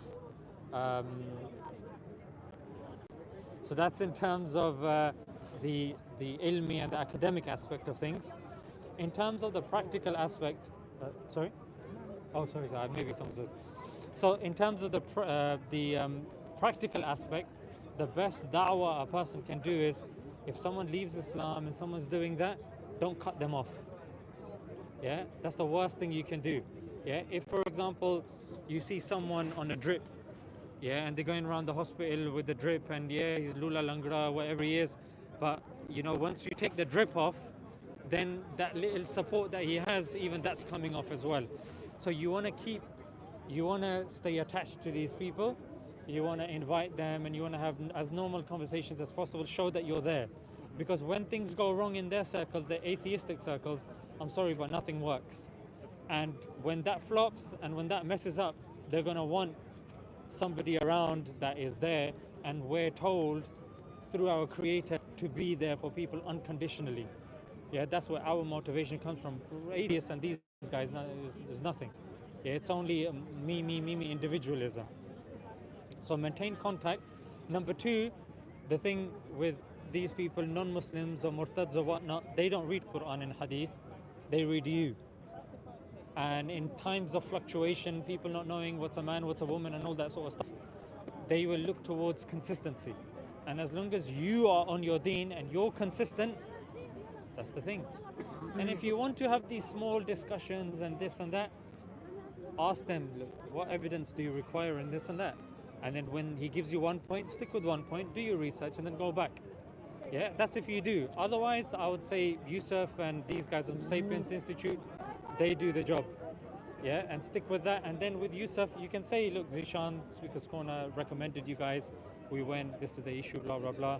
And inshallah, he will look after you guys regardless. Even if you don't mention my name, people are there. Yeah. So, but obviously you can say that you were recommended. We spoke to the brother and he recommended yourself, because that shows that obviously you guys are making some sort of an effort. Other than that, I would say from yourself, dua. A lot of people, unfortunately and sadly, dua gets thrown about without practicality. Yeah, अरे दुआ करो, चलो दुआ करते, और दुआ में याद रखना. It's become such a standard thing at the end of a phone call. Yeah, दुआ में याद रख. Yeah, you're putting this extra responsibility on me. Now I'm thinking of ending a call. Now I have to make dua for you. Now why? They make it like a burden. Do something for somebody to such a degree that you earn their dua. The dua comes from the heart. Yeah, those are proper duas. So I would say, when, obviously we know about tahajjud. Yeah, tahajjud is a dua that, hits the mark. Tahajjud's dua. Now we got Ramadan coming up. After iftar, there are certain times that duas are accepted. 20 minutes before Maghrib starts on the day of Jum'ah. Yeah, so on the day of Jum'ah, 20 minutes before Salatul Maghrib, that's one of the times dua is accepted. Yeah, iftar time dua is accepted, and when a person sees the Kaaba for the first time, dua is accepted. And there's so many times when you do something good for somebody, afterwards you make dua. You say, oh Allah, if you like this action, accept my dua. Drinking Zamzam. There's many, after even Fard Salah. After Fard Salah, very important. So be specific. And when you are making dua, if you are becoming a vessel that is pure, like Allah gives the example of somebody that doesn't eat halal, doesn't dress in halal, doesn't speak halal. Now Allah gives this example and says, this person that's not even doing halal, other aspects of their life, he's calling on to me. Yeah, but he's not even eating halal, he's not even making the effort. So make the effort to strengthen that dua. Implement Islam yourself. And the analogy that's given when a person makes dua, cry. If you can't cry, then pretend to cry. Allah even likes that humble action of a person pretending to cry as well. And these sorts of things are very specific and very particular. And making sure he's okay, and don't cut off that connection. But yourself, make sure that adhkar, salah, dua, you're doing all of that. Tahajjud, of course, is there. That's what's in your power. Yeah, and that's what you can do. Make sure you get the meeting with him, because alongside dua, action is needed as well. Get him those meetings and find out, of course, from Yusuf, how did the conversation go, have a follow-up. And thirdly, like I said, don't cut connection. These three things, inshallah, do them, and eventually, because sometimes what happens is they'll hear the academic side from the books that they're reading, secular books, but they're unaware of the arguments presented by Muslims that are also academic on the other side, that also have written books, but you won't find them in Waterstones or W. Smith or Kindle or whatnot. So we have academia and we have people that can answer these, but sometimes they won't get the views. They won't get bought on Joe Rogan or whatnot. Whilst other atheists, like whoever they are, they will get center stage. So we do have people and we do have answers and argumentations, but sometimes through these interactions, it helps you kind of get those links. Yeah, inshallah that helps. Thank you. Sorry? Yeah, of course. Have I answered? Okay, alhamdulillah. Barakallah feek. Now Allah make it easy. Allah bring him back. And Allah bring him back, turn his bad deeds into good deeds, and use him for the strength of Islam as well, and through him bring other people as well. Sometimes people need to go through this. Never lose hope. Just 2 weeks ago, I heard somebody accepted Islam on his deathbed. Abdul Rahim Green, one of the founders of IERA, his father accepted Islam on his deathbed. Imagine the amount of patience. Imagine the amount of patience you need to have that trust in Allah. It's Allah's plan. Yeah, whatever Allah wills, it is from us. We don't give up hope, and we do the best that we can. And don't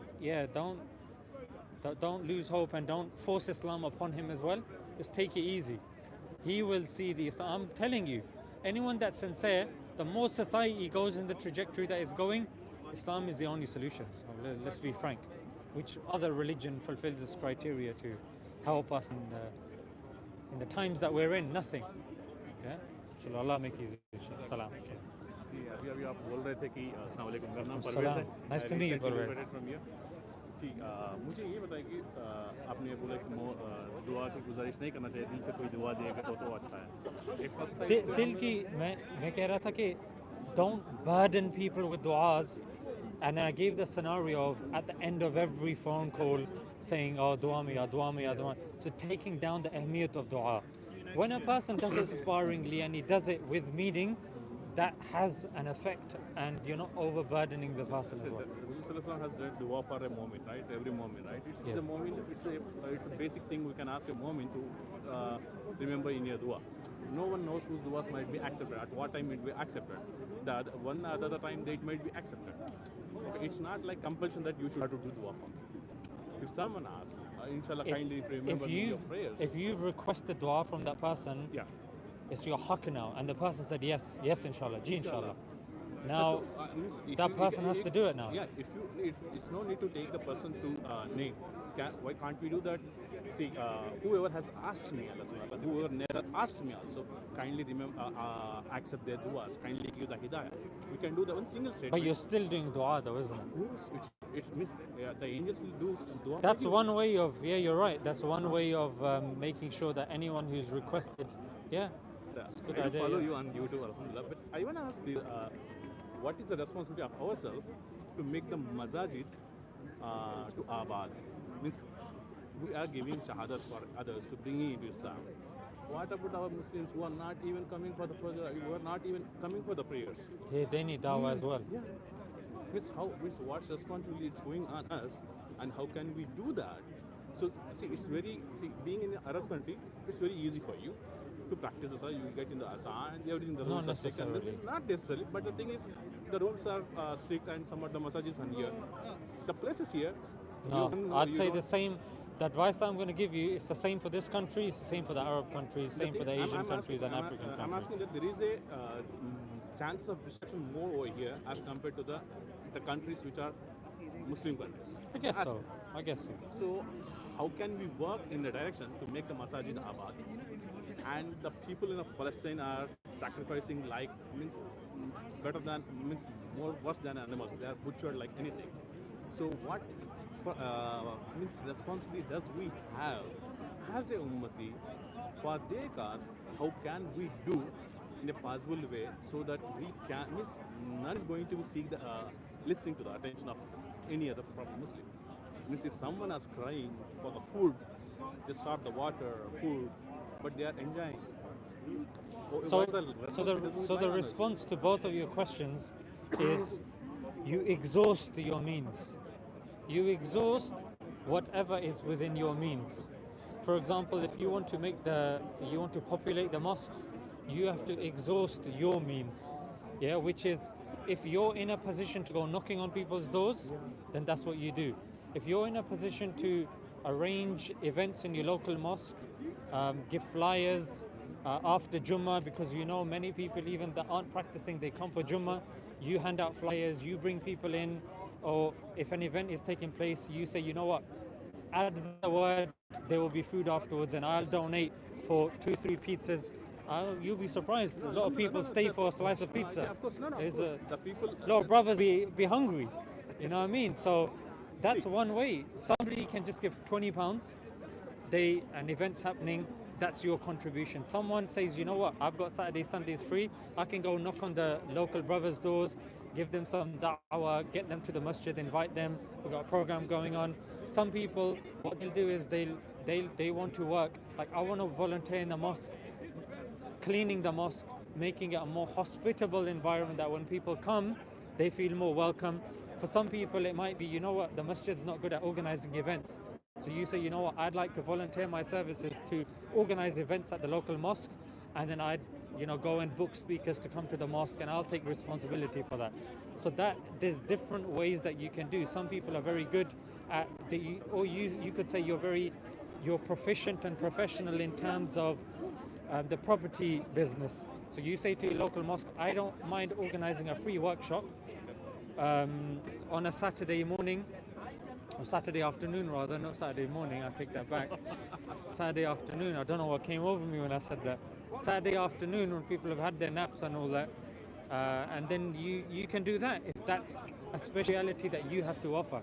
Everybody has something to offer that they can bring to the table, and once they offer those services, inshallah people will come. And then coming back to the Palestine issue, again, you do whatever's in your power. Let me answer it, and then you tell me what specifically you want as well, inshallah. Yeah, no problem. So, yeah, and then I understand. Then you can come back. So with the Palestine one, I would say the same thing. Some people are very strong financially, but they're not good in terms of speaking. Yeah. So when they come speakers corner, somebody will come and they'll argue with them or this or that. They will not be able to articulately put forward the case for the Palestinians. Yeah. Or somebody that is very good in terms of knowledge and this and that. That's what they do. You can help fund that person. You can help support that person. Or what you can do is you can offer your voluntary skills and whatnot to the charities, help them receive donations or whatnot. What you can do is, if they are voluntary positions in terms of writing articles or whatnot, if you know, just let me finish here because you asked me, yeah? So if there are ways that maybe you know and you're connected with somebody that is linked higher up, or you're friends with the local council person or whatnot, you can organize protests, you can speak to the local council people. It depends on the person that you're referring to. As long as that person is exhausting their means, of course, dua, donations and all of that, but in terms of the practical means, do whatever's in your means. In different countries, that means different things. Somebody in UK will be able to do something that maybe somebody in France can't. Somebody in, I don't know, Oman can't, or something as well. So these are the two main things. Now, be specific with your counter question, because it seems like there's something else that you want. No. The thing is that I'm asking that, see, even though we are protesting for so long, we are volunteering for so long, but yet we are unable to give the food and water to our brothers. Okay. No, food and water is going in.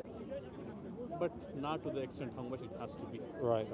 There are no proper medical facilities also even there. Okay. Right. So how can we raise that at least our voice should be listened? Okay. Aren't the voice of Muslims are not listened by anyone? Aren't the lives of the Muslims are not matter? Aren't the lives of the Palestinians does not matter?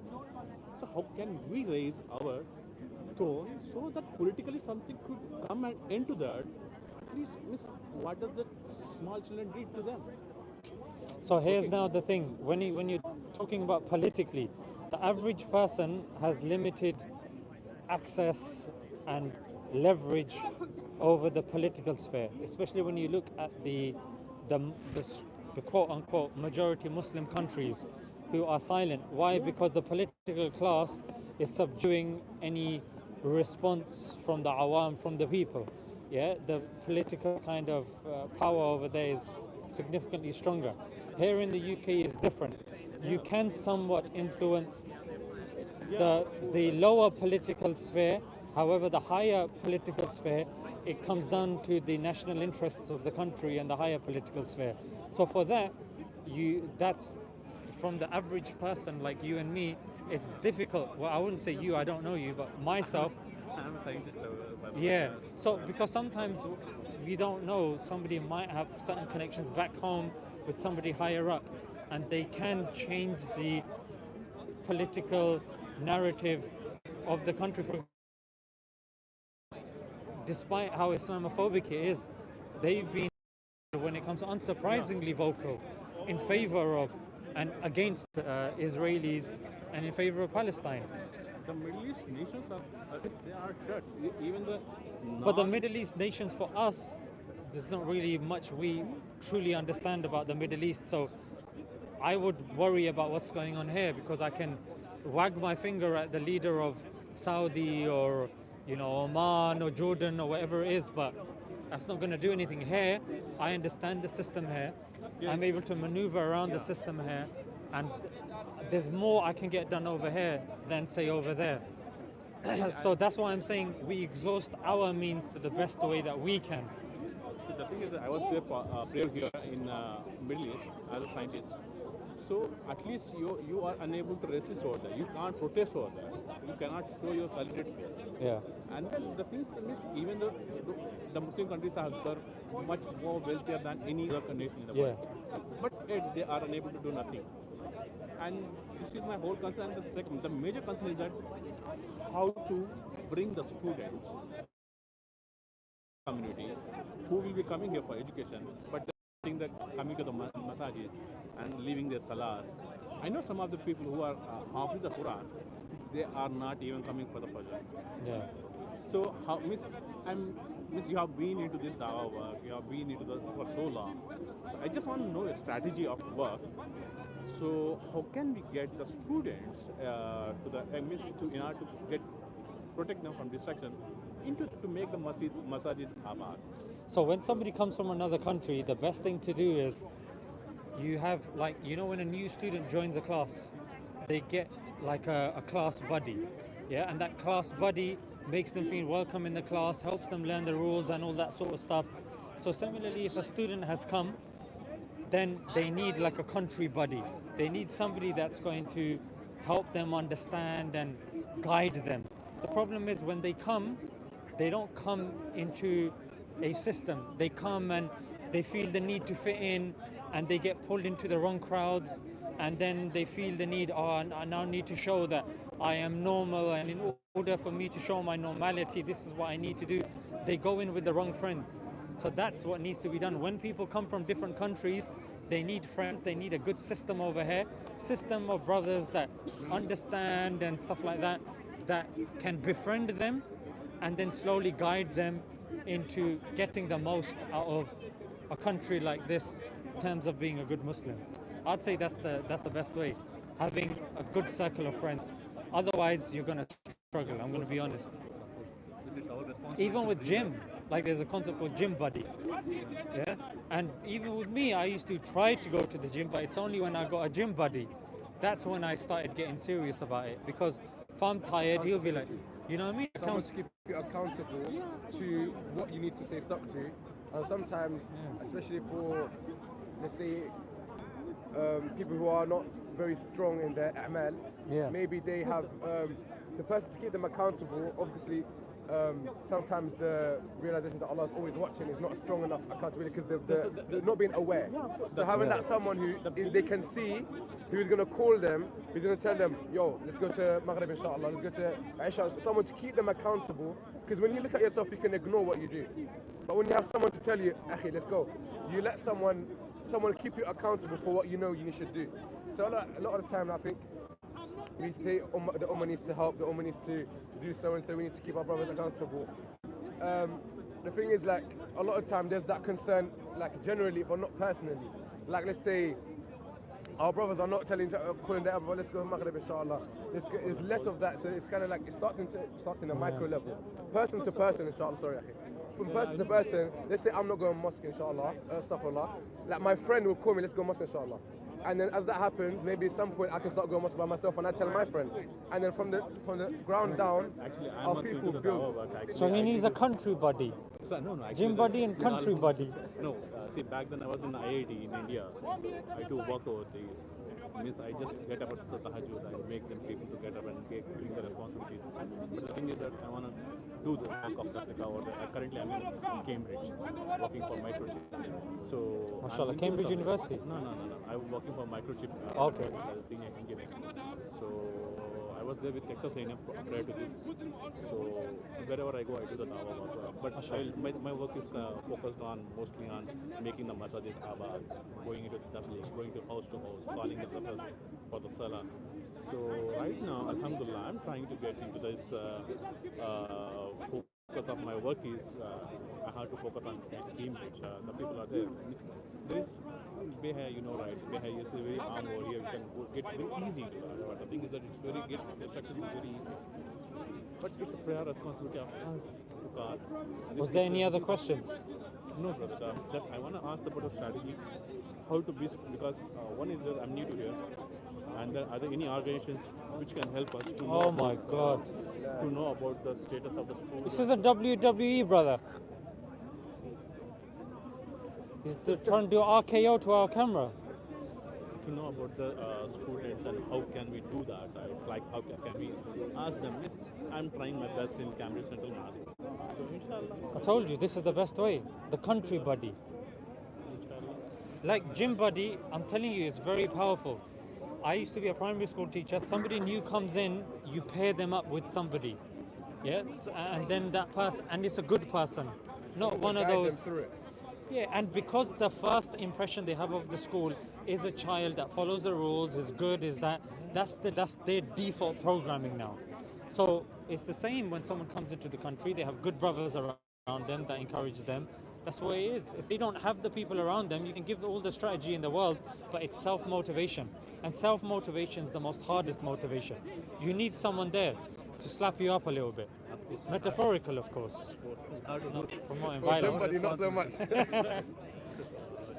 Way out, brother, way out. Ameen. Take care, I brother. don't want to burden you, but I am requesting you as a moment. Kindly remember in your future prayers. I'll remember you now. Allah bless you, inshallah. This is one of the tricks what the Shaykh said. So when someone asks you for dua, because the responsibility, you do it there and then. Yeah, may Allah Just bless you. a big dua for me. Allah bless you, brother. Done. Khalas. Khalas, done. Of course.